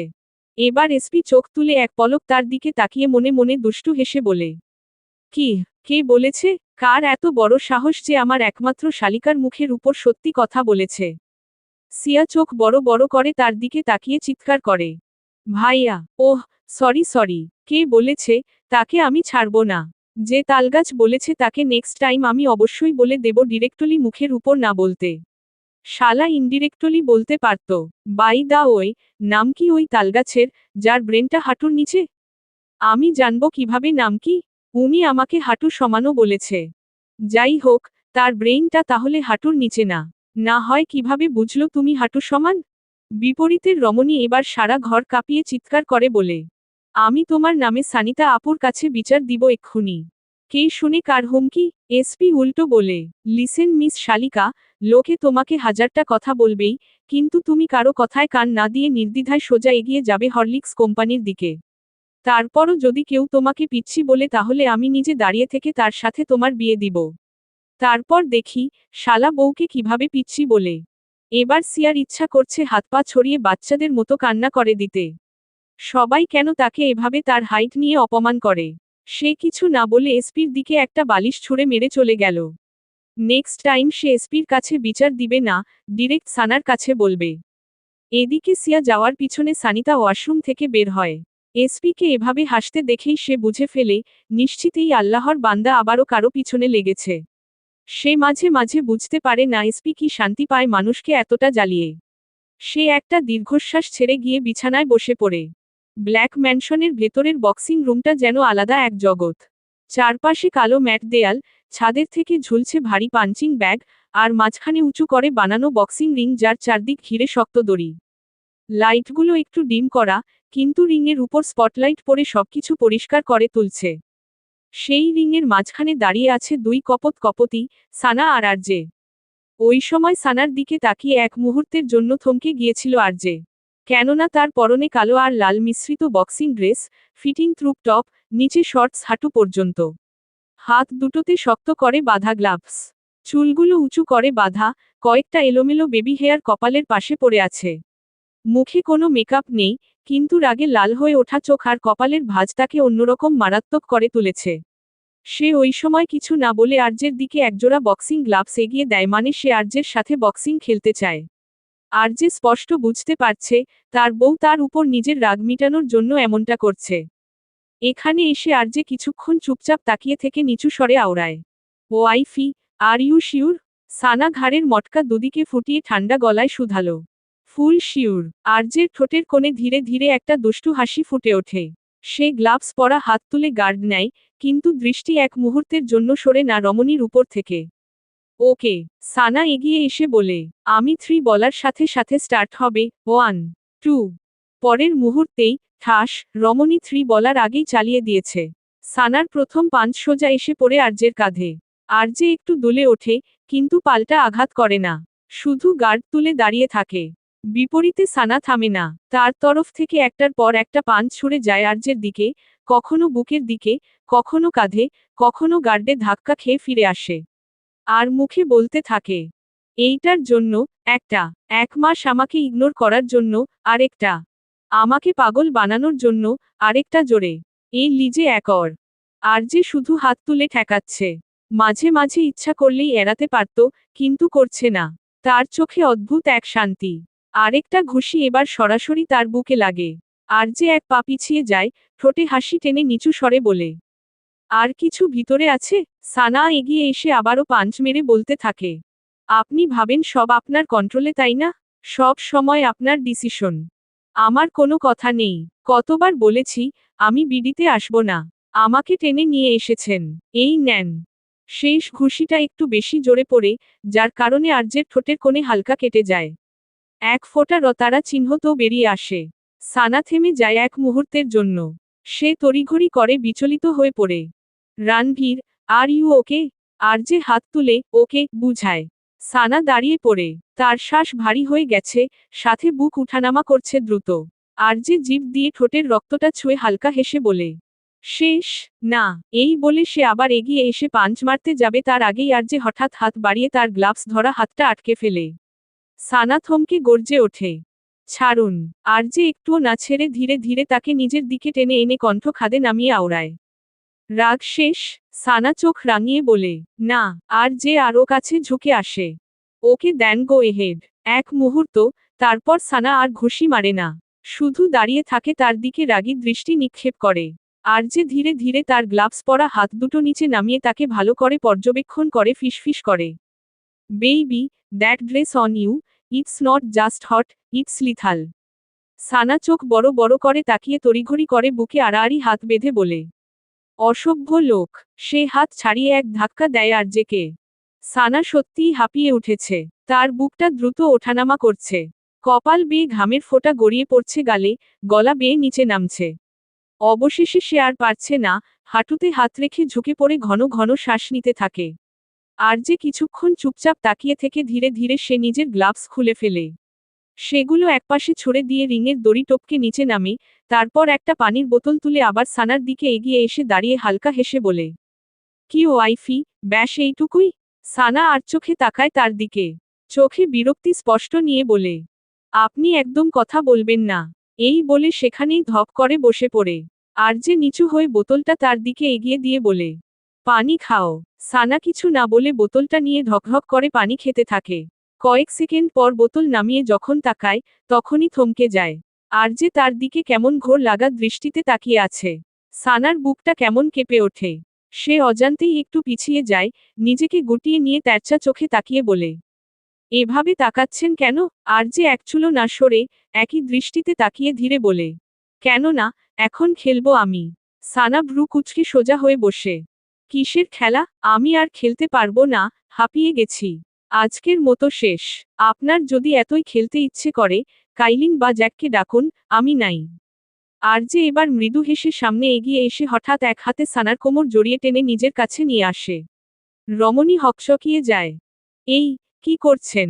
কথা শেষ করার আগেই আরজে তার চোখে চোখ রেখে নিচু স্বরে বলে, এই খেলা অন্য কারো সাথে হয় না, এই খেলার জন্য শুধু তোমাকেই লাগবে। সানার বুক ধড়ফড় করতে থাকে। বিরক্তির সুরে বলে, কিসের খেলা হ্যাঁ, পরিষ্কার করে বলুন। আরজে ঠোঁট কামড়ে হেসে একটু ঝুঁকে আসে। তার গরম নিঃশ্বাস আছড়ে পড়ে সানার গালে। তুমি আগে বলো, এখানে খেলবো, নাকি বেডরুমে? তার বাক্যটুকু শ্রবণ হতেই সানার চোখ বড় হয়ে যায়। এক মুহূর্ত দেরি না করে সে ঝাঁপিয়ে পড়ে আরজের কণ্ঠদেশে জোরে কামড় বসিয়ে বলে, আপনি ভালো হবেন না, তাই না? আরজে এক হাতে তার কবজি ধরে, অন্য হাতে আরো শক্ত করে নিজের কাছে টেনে আনে। বউ কাছে থাকলে, ছেলেরা কোনোদিন ভালো হয় না। এই বলে একটানে রমণীর মুখ নিজের দিকে টেনে এনে সানার অধর জোড়া দখল করে নেয়। প্রথমে সানা ছটফট করে ওঠে। তার হাত দুটো আরজের বুকে আঘাত করে। কিন্তু ধীরে ধীরে তার হাতের চাপ কমে আসে। একসময় সেই হাত দুটো নিজে থেকেই উঠে গিয়ে আরজের কাঁধে ঠেকে। নিঃশ্বাস ভারী হয়ে যায় দুজনেরই। কিছুক্ষণ পর আরজে হঠাৎ সানাকে কোলে তুলে নেয়। সানা চমকে তার কাঁধে হালকা চাপড় মেরে বলে, নামান আমাকে, আপনি পাগল নাকি? আরজে হাঁটতে হাঁটতে মুচকি হেসে বলে, হ্যাঁ, তোমার জন্যই। সেই রিং থেকে নেমে দরজার দিকে এগিয়ে যায়। তার পায়ের শব্দ প্রতিধ্বনি হয়ে বাজতে থাকে ফাঁকা রুমে। সানা লজ্জায় তার কাঁধে মুখ গুজে গোজগোজ করে। আমি কিন্তু ছাড়ব না আপনাকে। আমি চাইও না, তুমি ছাড়ো। তারপর ধীরে ধীরে বক্সিং রুমের দরজা বন্ধ হয়ে যায়। আরজের কক্ষের বড় আরশির সামনে বসে আছে সানা। পিছনে আরজে হেয়ার ড্রায়ার দিয়ে চুল শুকিয়ে দিচ্ছে তার। সে এদিকে বসে বসে আরজের সব পারফিউমগুলো ট্রাই করে দেখছে। আজ থেকে নাকি আর যে ওই মোশেরা পারফিউম ইউজ না করে নতুন পারফিউম ইউজ করবে, আর সেটা নাকি সানা সিলেক্ট করে দিবে। এজন্য সে সবগুলো ট্রাই করে দেখছে। অন্যদিকে আরজের মাথায় ঘুরছে অন্য কথা। আজকে সানার ব্যবহার সম্পূর্ণ অপ্রত্যাশিত ছিল তার জন্য। সানা যে কখনো সোফিয়াকে গুলি করবে, এটা তার ভাবনাতেও ছিল না। বা হয়তো কেউই ভাবতে পারেনি এত বড় একটা কাজ না করে বসবে। না, মেয়েটা সত্যি আগের থেকে অনেক চেঞ্জ হয়ে গিয়েছে। কিন্তু তাকে এসব কে শিখিয়েছে? ওই বারোভাতারিটা? হয়তো, যতই এসপি মুখে বলুক কিছু করে নাই, কিন্তু আরজের সন্দেহের কাতারে সবচেয়ে আগে এসপির নামটাই থাকে। মনের পাতায় নানা রকম চিন্তা উকি দিচ্ছে তার। হঠাৎ সে সানাকে প্রশ্ন করে বসে, ওয়াইফি, হুম, জাস্ট থিঙ্ক, বন্দুকের সামনে আমি আর ওই। এই নামটা সে বলতে চায় না, তারপরও দন্ত চেপে বলে, বারোভাতারিটা আছি, তুমি যে কোনো একজনকে বাঁচাতে পারবে। তাহলে কাকে চুজ করবে? রমণী তার এমন উদ্ভট প্রশ্নে ভ্রু কুঁচকাল। মানে এসব কি? এই লোক স্বপ্নেও মনে হয় এসপির পিছনে পড়ে থাকে, আর এসপিটাও। কি দরকার বারবার আরজের কানের কাছে দ্বিতীয় বিয়ের কথা বলার? সানা একটু ভেবে বলে, এমন হলে আমি থিঙ্ক করা বন্ধ করে দিব। ব্যাস তাহলে আপনারা দুজনেই বেঁচে যাবেন। No, you can't do this. RJ একরাশ আশা নিয়ে তাকিয়ে আছে, সানা নিশ্চয়ই তার কথাই বলবে। কিন্তু তার আশাকে ভেঙে দিয়ে রমণী উত্তর করে, তাহলে আমি নিজের জীবন নিয়ে পালাবো। কেন? রমণী মনে মনে দুষ্টু হাসি চেপে আওড়ায়। আরে বাবা, কখন আবার বন্দুক আমার দিকে ঘুরে যায় বলা তো যায় না। তাই আগে নিজেকে বাঁচানো ফরজ। নিজে বাঁচলে আরো বিয়ে করা যাবে, এমন আরো কত ফালতু ভাবনা মাথায় আসবে। রমণী বলতে দেরি এদিকে বিপরীতে মানবের চোয়াল শক্ত হতে দেরি হয়নি।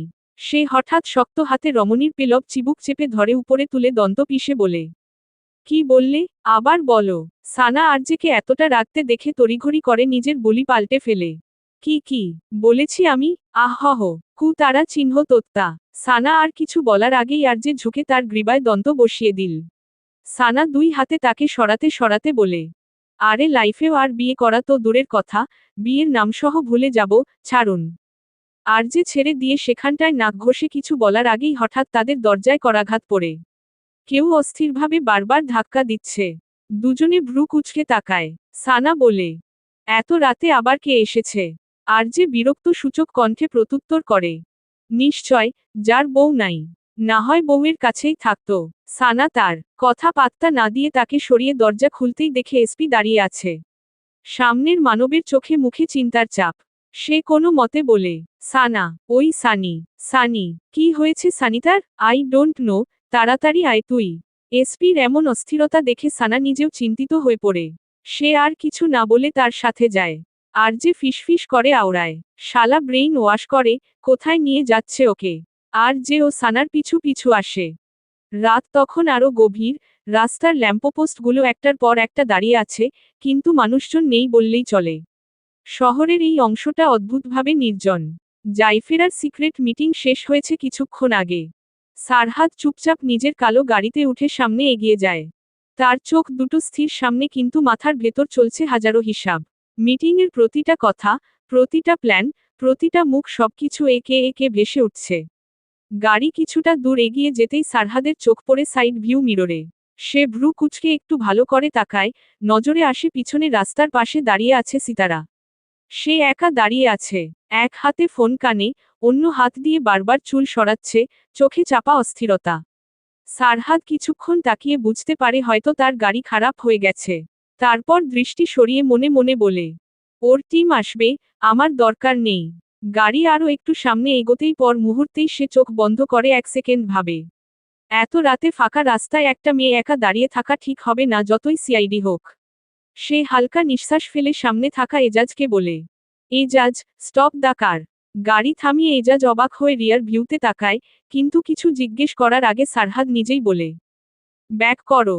গাড়ি ধীরে ধীরে রিভার্স নিয়ে আবার সেই জায়গায় আসে। হেডলাইটের আলো গিয়ে পড়ে সিতারার উপর। সে চোখ কুঁচকে তাকায়, তারপর হঠাৎ স্থির হয়ে যায়। গাড়ির কাঁচ নামিয়ে সারহাদ ভেতর থেকে তার দিকে তাকায়। সিতারা এক মুহূর্তের জন্য যেন কিছুই বুঝতে পারে না। বুকের ভেতরটা ধক করে ওঠে। সে একটা ফাঁকা ঢোক গিলে ধীরে এগিয়ে আসে। সারহাদ শান্ত গলায় বলে, miss Adil, any problem? Sitara কয়েক সেকেন্ড চুপ করে থাকে। তার গলাটা কেমন শুকিয়ে আসছে। তারপর বলে, অ্যাকচুয়ালি, আমার গাড়িটা নষ্ট হয়ে গেছে। আমি আমার টিমকে কল করেছি। ওরা আসবে, একটু টাইম লাগবে। সারহাদ কিছুক্ষণ তাকিয়ে থেকে খুব স্বাভাবিকভাবে বলে, আপনি চাইলে আমার গাড়িতে আসতে পারেন। আমি আপনাকে মেইন রোডে নামিয়ে দিতে পারি। বিপরীতে রমণীর থেকে কোন প্রত্যুত্তর এলো না। সিতারার বুক ধুকপুক করছে। সে বুঝতে পারছে না এই অফারটা গ্রহণ করা উচিত কিনা। মাথার ভেতর সতর্কতার সিগন্যাল বাজছে, সে যথাসম্ভব চেষ্টা করছে এই মানুষটার থেকে দূরে থাকার।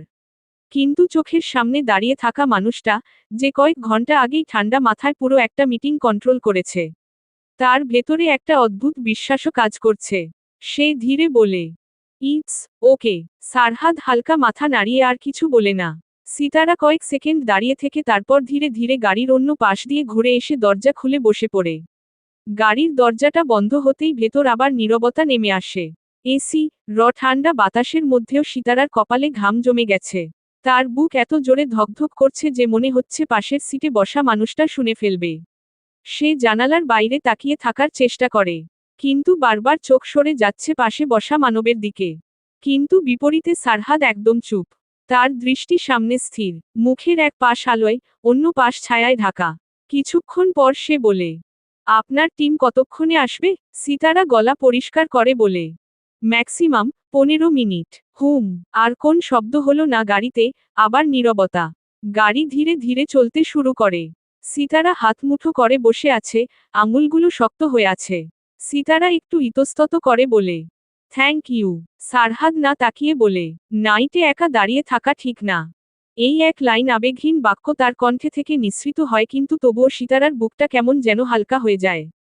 গাড়ির ভেতরে তখনও সেই ভারী নীরবতা। বাইরে শহরের রাস্তা ফাঁকা, স্ট্রিটলাইটগুলো একটার পর একটা পেছনে পড়ে যাচ্ছে।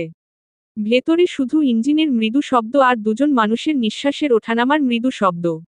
সিতারা জানালার বাইরে তাকিয়ে আছে, কিন্তু তার মন ঠিক বাইরে নেই। বারবার অনুভব করছে পাশে বসে থাকা মানুষটার উপস্থিতি। হঠাৎ নীরবতা কাটিয়ে তীব্র শব্দে সারহাদের মুঠোফোনটা বেজে ওঠে। সারহাদ ভ্রু কুঁচকে ফোনের স্ক্রিনের দিকে তাকায়। স্ক্রিনে ভেসে উঠছে, মাই লিটল ব্রাদার। সে এক মুহূর্ত দেরি না করে কলটা রিসিভ করে। হ্যাঁ, বল। ওপাশ থেকে এসপির বিচলিত কণ্ঠ ভেসে আসে। ব্রো, সানি হসপিটালে। সারহাদের চোখ সরু হয়ে আসে। সে তাৎক্ষণিক বুঝতে পেরে বলে, আমি আসছি। এই বলে সারহাদ কল কেটে তারপর ধীরে মাথা ঘুরিয়ে সিতারার দিকে তাকায়। সিতার তার দৃষ্টি বুঝে মাথা নাড়িয়ে বলে, সমস্যা নেই, আমিও হসপিটালের দিকেই যাব। আপনি ওখানেই চলে যান। সারহাদ সাথে সাথে এজাজকে বলে, এজাজ, টার্ন দ্য কার। ওকে বসো। গাড়ি ঘুরে যায় হসপিটালের দিকে। ভিতরে সারহাদ এজাজকে তাড়া দিতে থাকে স্পিড বাড়িয়ে দ্রুত হসপিটাল যাওয়ার জন্য। এই গভীর রাতেও শহরের কিছু জায়গা আছে যেখানে রাত দিন বলে কিছু নেই। তার মধ্যে অন্যতম ঢাকা সিটি হসপিটাল। বিশাল আধুনিক, কাচে ঘেরা বিশাল বিল্ডিংটা দূর থেকেই আলাদা করে চোখে পড়ে। সাদা নীল আলোয় ঝলমল করছে পুরো কমপ্লেক্স। গেটের সামনে একটার পর একটা অ্যাম্বুলেন্স, ভেতরে ঢুকছে আর বের হচ্ছে রোগী, ডাক্তার, নার্স সব মিলিয়ে এক অদ্ভুত ব্যস্ততা। কিন্তু এই ব্যস্ততার মধ্যে হাসপাতালের ভিআইপি এরিয়াটা একদম পুরোপুরি ঘিরে রাখা হয়েছে। চারদিকে সশস্ত্র গার্ড, প্রতিটা করিডোর, প্রতিটা প্রবেশপথে করা নজরদারি। এই পুরো সিকিউরিটি পরিচালনা করছে জ্যাক। কালো পোশাকে চোয়াল শক্ত করে দুহাত পকেটে ঢুকিয়ে সে দাঁড়িয়ে আছে করিডোরের একপাশে। তার ধূসর চোখজোড়া একবার ডানদিকে, একবার বামদিকে ঘুরছে, একটা পিঁপড়েও যেন তার নজর এড়িয়ে যেতে না পারে। ঠিক সেই ভিআইপি জোনের একদম মাঝখানে ইমার্জেন্সি রুমের সামনে দাঁড়িয়ে আছে এসপি। না, সে দাঁড়িয়ে নেই, অস্থিরভাবে পায়চারি করছে গত 2 ঘন্টা ধরে। তার পা এক সেকেন্ডের জন্যও থামছে না। চোখ লাল, মাথার চুল এলোমেলো, শার্টের বোতাম দুটো খোলা, চেহারায় স্পষ্ট আতঙ্ক। সানিতার প্রেগন্যান্সির শুরুতেই অনেক প্রবলেম ছিল, যার কারণে সে নিজেকে চাইতেও শান্ত রাখতে পারছে না। ভিতরে সানিতার ডেলিভারি চলছে। এসপি বহুবার ডক্টরকে রিকোয়েস্ট করেছে সেও ভিতরে যাবে, কিন্তু প্রতিবারই ডাক্তার তাকে না করে দিয়েছে। এখন সে শুধু হাঁটছে আর নিজের চুলে হাত দিচ্ছে। কণ্ঠ থেকে ফিসফিস করে বের হয়, ড্যাম ইট। তার গলা শুকিয়ে আসছে, বারবার শুকনো ঢোক গিলে গলা ভিজানোর চেষ্টা চালাচ্ছে। খুশদিল ফারুকী ও লিপি ফারুকীকে কল করে বলেছে সানা। এসপির তো কোন দিকেই খেয়াল নেই সানিতার টেনশনে। মিসেস লিপি কান্নাকাটি শুরু করে দিয়েছে। তবে তাদের আসতে সময় লাগবে, কেননা ব্যবসার কাজে খুশদিল ফারুকী শহরের বাইরে গিয়েছেন। এবার নিজের স্ত্রীকেও সাথে করে নিয়ে গেছেন, তাই তাদের আসতে সময় লাগছে। সামনে বসে আছে সানা আর ঈশানী। সানা চুপচাপ 2 হাত শক্ত করে জড়িয়ে ধরে বসে আছে। তার মুখে কোনো কথা নেই, কিন্তু চোখে মুখে চিন্তার চাপ স্পষ্ট। ঈশানী মাঝে মাঝে তার দিকে তাকাচ্ছে, আবার এসপির দিকে। কাউকে সান্ত্বনা দেওয়ার মতো অবস্থায় সে নিজেও নেই। ঈশানীর পাশের চেয়ারে বসে আছে রওনাক। সে চুপচাপ বসে আছে, মাঝে মাঝে নিচের দিকে তাকাচ্ছে, আবার ঈশানীর দিকে, আবার মাথা তুলে পরিস্থিতি বুঝার চেষ্টা করছে। আর ঠিক সানার পাশে দাঁড়িয়ে আছে আরজে। তার কোলে ছোট্ট আরভি, বাচ্চাটা গভীর ঘুমে তলিয়ে আছে। মাথা বাবার কাঁধে হেলে আছে, ছোট্ট হাতটা আরজের শার্ট আঁকড়ে ধরা। সানা আসার সময় ওকে রেখে আসতে চায়নি, কখন আবার কি হয়ে যায়। মূলত সে এখনো বিশ্বাস করতে পারছে না সোফিয়া এত সহজে আরভির পিছু ছেড়ে দিয়েছে। ডক্টর সাইয়েদা তাকে বলেছে সোফিয়া এমন এক সাইকো যে তার মাথায় কিছু একটা আসলে সে সেটা বাস্তবে রূপ দেওয়ার আগ পর্যন্ত থামে না। সেটা যেভাবেই হোক সে করেই ছাড়ে। রমণী আরজেকে বলেছে বাড়িতে থাকতে, কিন্তু না, আরজে নাকি সানাকে একা কিছুতেই ছাড়বে না। তাই ঘুমের মধ্যেই তুলে এনেছে আরভিকে। আরজে এক হাতে আরভিকে ধরে, অন্য হাতে আলতো করে তার পিঠে চাপড় দিচ্ছে, যেন ঘুমটা না ভাঙে। তার চোখ স্থির সানার দিকে, আর সানা কিছুক্ষণ পর পর তার দিকে কটমট দৃষ্টি নিক্ষেপ করছে। এই লোকের জন্য সে এসপিকে গিয়ে সান্ত্বনাও দিতে পারছে না, আরজে তাকে তার কাছে যেতেই দিচ্ছে না। এক কোণার চেয়ারে বসে আছে সিয়া। তার চোখ টলমল করছে, যেন পলক ফেললেই অশ্রু গড়িয়ে পড়বে। সে বারবার হাত দিয়ে চোখ মুছছে, কিন্তু কান্না থামাতে পারছে না, তার বুকটা কাঁপছে। এই মুহূর্তে অপারেশন রুমের ভেতরে কি চলছে সেটা কল্পনা করতেই গা শিউরে উঠছে। অতিরিক্ত সুন্দর হওয়ার দরুন তার সারা আদল লাল আভা হয়ে উঠেছে। সিয়ার একটু দূরে দাঁড়িয়ে আছে কাইলিন। সে একবার সিয়ার দিকে তাকায়, তারপর নাক মুখ কুঁচকে মনে মনে বলে, বাচ্চা হবে অন্য কারো, এই পিচ্ছিটা এখানে বসে কাঁদছে কেন? তার চোখে বিরক্তি, কিন্তু ভেতরে কোথাও একটা অস্বস্তিও কাজ করছে, যেটা সে নিজেও স্বীকার করতে চায় না।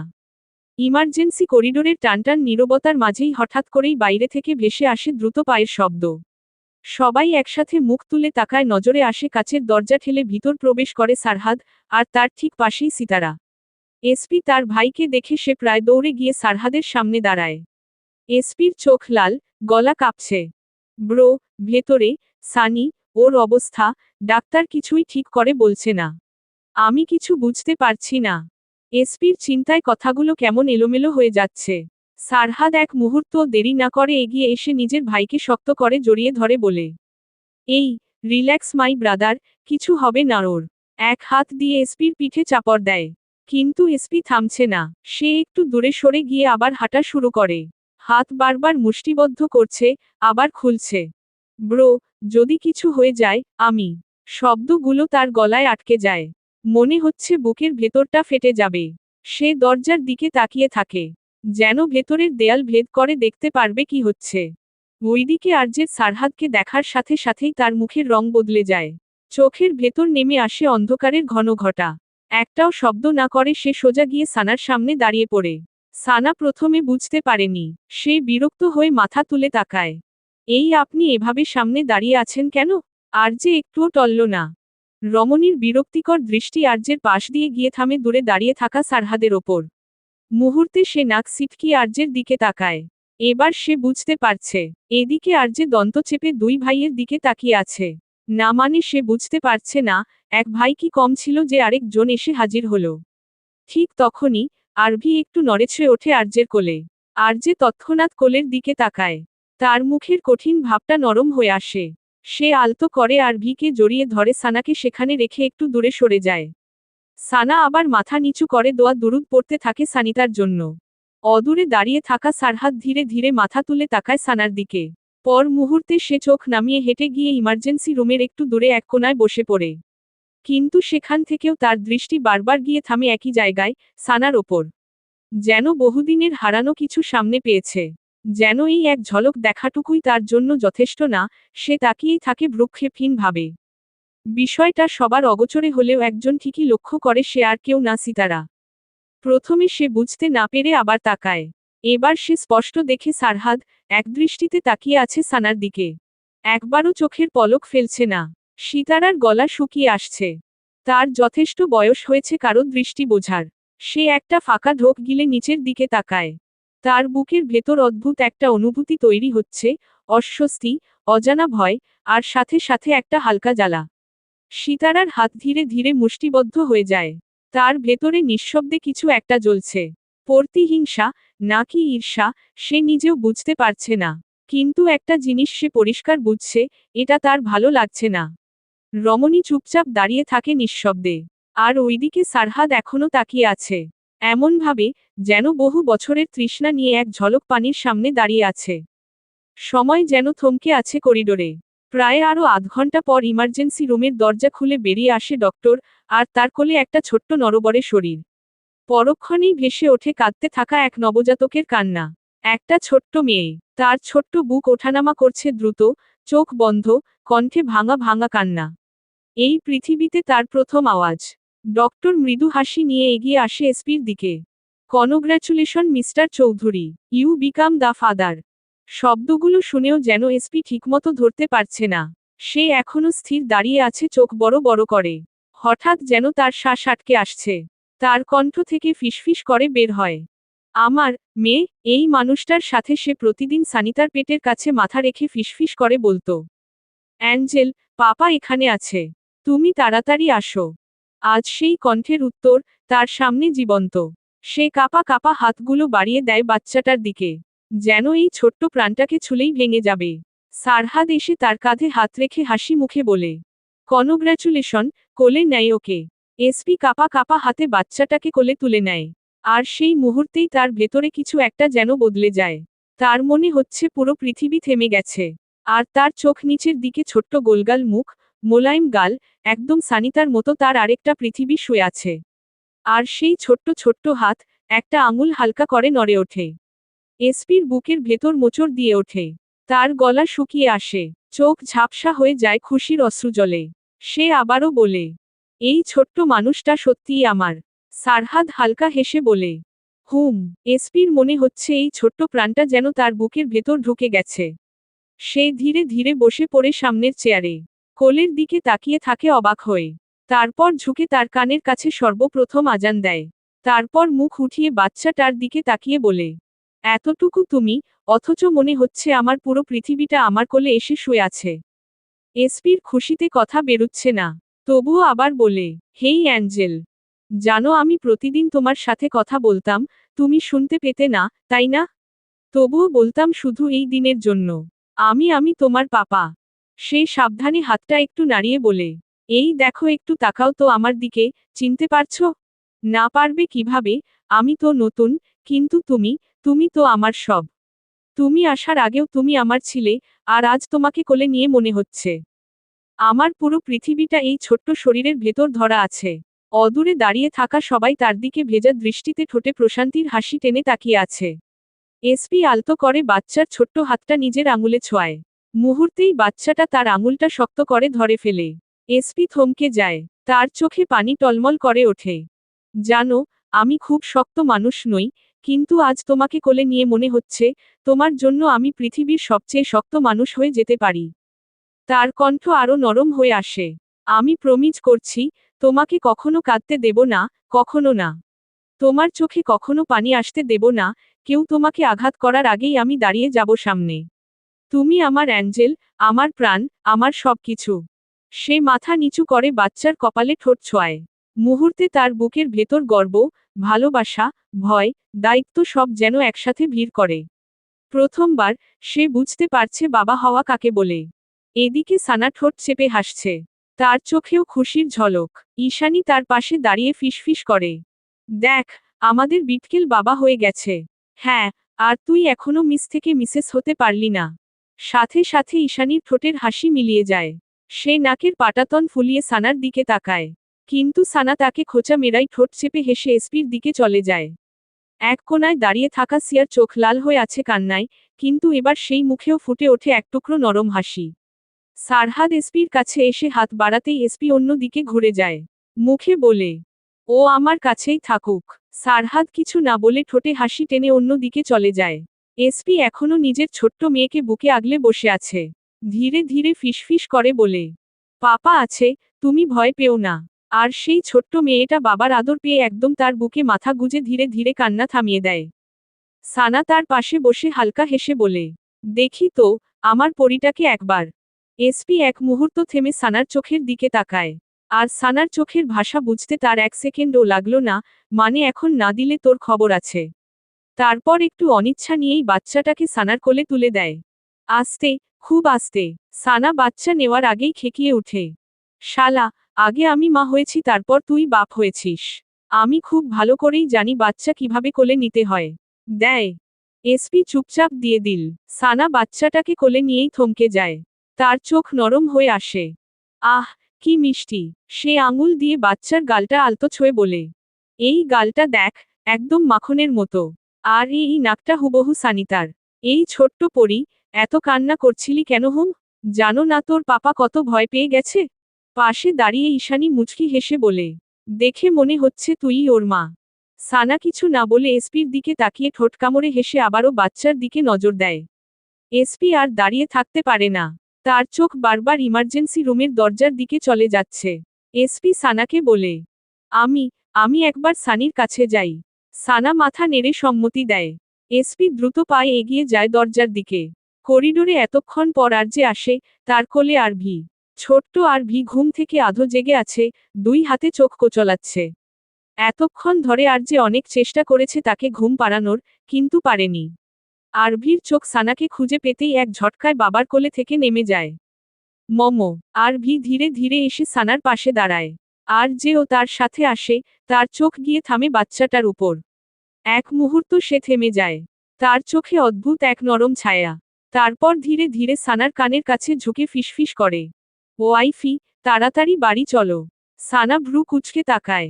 কেন? আর যে ঠোঁটের কোণে দুষ্টু হাসি টেনে বলে, আমার এমন একটা প্রিন্সেস চাই এক্ষুনি। সাথে সাথে রমণী কটমট করে তাকায় তার দিকে। তার ইচ্ছা করছে এই লোকের কানের নিচে এমন বাজান বাজাতে। আর যে ঠোঁট কামড়ে হেসে অন্য দিকে চলে যায় তার ফোনে কল আসাতে। ওদিকে আরভি ঘুমোজড়ানো চোখে ঈশানীর কোলে উঠে বসে বলে, আন্না, এটাকে, এটা তোমার ছোট পাপার ছোট্ট পরী। আরভি একটু ভেবে তারপর মায়ের দিকে তাকায়। মমো, এটা কি আমার বোন? সানা তোরাক করে তার দিকে তাকায়। তৎক্ষণাৎ তাকে শুধরে বলে, আস্তাগফিরুল্লাহ, সোনা, বোন না। তোমার বউ পৃথিবীতে ল্যান্ডিং করেছে। বউকে বোন বলে না ভিড়। পাশ থেকে ঈশানী নাকমুখ কুঁচকে তার দিকে তাকায়। তারপর খেকিয়ে ওঠে, কি বললি তুই, ডাইনি? তুই আবার আমার আরভিকে কি শিখাচ্ছিস? সানা নির্বিকার চিত্তে বলে, চুপ কর, ওকে এখন থেকেই সংসার শিখাচ্ছি। তোর মাথা ঠিক আছে? এই 5 বছরের বাচ্চাকে বউ শিখাচ্ছিস? সানা তড়িঘড়ি করে বলে, 1 সেকেন্ড, প্রথমত ওর বয়স 5 বছর না, এটা 5 বছর, 7 মাস, 2 দিন, 15 ঘন্টা, 28 মিনিট, 1 সেকেন্ড। দ্বিতীয়ত, ওর সাংসারিক হওয়ার বয়স হয়ে গেছে। এখন থেকে সংসারে মন না দিলে বড় হতে হতে বখাটে হয়ে যাবে। ঈশানী সন্দেহজনিত স্বরে প্রশ্ন ছুড়ে, তুই শিওর ওর বয়স এটা? 5 বছর 7 মাস ঠিক আছে, বাকিটা আমি আমার থেকে বলেছি। তো কি হয়েছে? ঈশানী আর কি বলবে এই মেয়ে? আর সে বললেই যে শুনবে এমনও না। তার থেকে না বলাই ভালো। তাই ঈশানী আরভিকে শক্ত করে জড়িয়ে ধরে বসে থাকে। কিছুক্ষণের মধ্যেই আরভি আবার তার কোলে মাথা রেখে ঘুমিয়ে পড়ে। কিতকাল পর পাশ থেকে ঈশানী একটু ঝুঁকে নিচু গলায় বলে, ডাইনি, আই থিঙ্ক আরভিকে এখন বাড়িতে নিয়ে যাওয়া দরকার। সানা ভ্রু কুঁচকে তাকায়, না, আমি কোথাও যাচ্ছি না। সানিতার জ্ঞান না ফেরা পর্যন্ত আমি এখানেই থাকব। তুই থাক, কিন্তু আরভি তো ছোট, ও ঘুমাচ্ছে, ক্লান্ত। এখানে ওর জন্য ঠিক না। সানা কিছুক্ষণ চুপ করে থাকে। তার চোখ চলে যায় আরভির দিকে যে ঈশানীর কোলে মাথা রেখে ঘুমিয়ে আছে সে। তার বুকটা নরম হয়ে আসে। ধীরে বলে, ঠিক আছে, তুই ওকে নিয়ে যা। কিন্তু সাবধানে, আমার কাছে থাকলে ওর কিছু হবে না। তুই বস, আমি রণভীরকে বলছি। সানা বাচ্চাটাকে কোলে নিয়েই আর্যের কাছে যায়। আর্যে প্রথম রাজি হয়নি পড়ে ছেলের দিকে তাকিয়ে, হ্যাঁ, বলে। এমনিতেই ছোট তার উপর এতক্ষণ হসপিটাল থাকলে অসুস্থ হয়ে পড়বে। তবে সে তার সিকিউরিটি ডাবল করে দেয়, সাথে জ্যাককে পাঠায়। কিছুক্ষণের মধ্যেই সব রেডি হয়ে যায়। ঈশানী আরভিকে কোলে নিয়ে ধীরে ধীরে নিচে নামতে থাকে। তার সাথে জ্যাক আর রওনাক। হাসপাতালের নিচতলায় নামতেই ঈশানীর কানে আসে একটা পরিচিত কণ্ঠ। ঈশা। ঈশানী পা থামিয়ে ঘাড় ঘুরিয়ে তাকাতেই নজরে আসে রিজভি ভাই। তার মুখে হালকা হাসি ফুটে ওঠে। রিজভি এগিয়ে আসে, চোখে স্পষ্ট উচ্ছ্বাস নিয়ে বলে, হাই ঈশা, কেমন আছো? ভালো, তুমি? আলহামদুলিল্লাহ, এন্ড কংগ্রেচুলেশন। শেষ মুহূর্তে তোমার আর অপারেশন করতে হয়নি। এজন্য আমি তোমাকে আগেই বলেছিলাম, ব্রেইনে কম চাপ পড়লে তুমি মেডিসিন নিয়েই ঠিক হয়ে যাবে। ঈশানী মাথা নাড়িয়ে আরও এটা সেটা বলে। রিজভি একটু ঝুঁকে আরভির দিকে তাকায়। এটা তো আর্যের ফটোকপি? হ্যাঁ, ওর ঘুম ভেঙে গেলে ওর বাবা নিশ্চয় আমাকে মেরাই ফেলবে। রিজভির এমন কথায় দুজনেই হেসে ওঠে। তাদের বাক্যলাপ স্বাভাবিক হলেও ঈশানীর পিছনে দাঁড়িয়ে থাকা রওনাকের তা মোটেই ভালো ঠেকেছে না। তার চোখ স্থির হয়ে আছে ঈশানী আর রিজভির উপর। তার চোয়াল শক্ত হয়ে আসে, সাথে হাত ধীরে ধীরে মুষ্টিবদ্ধ হয়ে যায়। মনের কোণে বারবার সন্দেহ রাউকি দিচ্ছে। সবাই যেখানে তাকে ঈশানী বলে, কিন্তু এই লোকটা কেন ঈশা বলছে? আর শুধু নাম না, তার চোখের দৃষ্টিও। একজন পুরুষ আরেকজন পুরুষের দৃষ্টি খুব ভালো করেই বোঝে। আর রিজভির দৃষ্টিতে ঈশানীর জন্য রওনাক সবসময় অতিরিক্ত কেয়ার, অতিরিক্ত আপন ভাব দেখতে পায়, যা তার সহ্য হচ্ছে না। তার বুকের ভেতর চাপা রাগ জমতে থাকে। কিন্তু মুখ ফুটে কিছুই বলছে না। কিছুক্ষণ পর ঈশানী রিজভিকে বিদায় জানিয়ে সামনের দিকে এগিয়ে যায়। রিজভি এতক্ষণ ওটিতে থাকায় তার দেরি হয়ে গিয়েছে। সেই সিঁড়ি বেয়ে চলে যায় আর্যের কাছে। হাসপাতালের বাইরে রাত যেন আরো গভীর।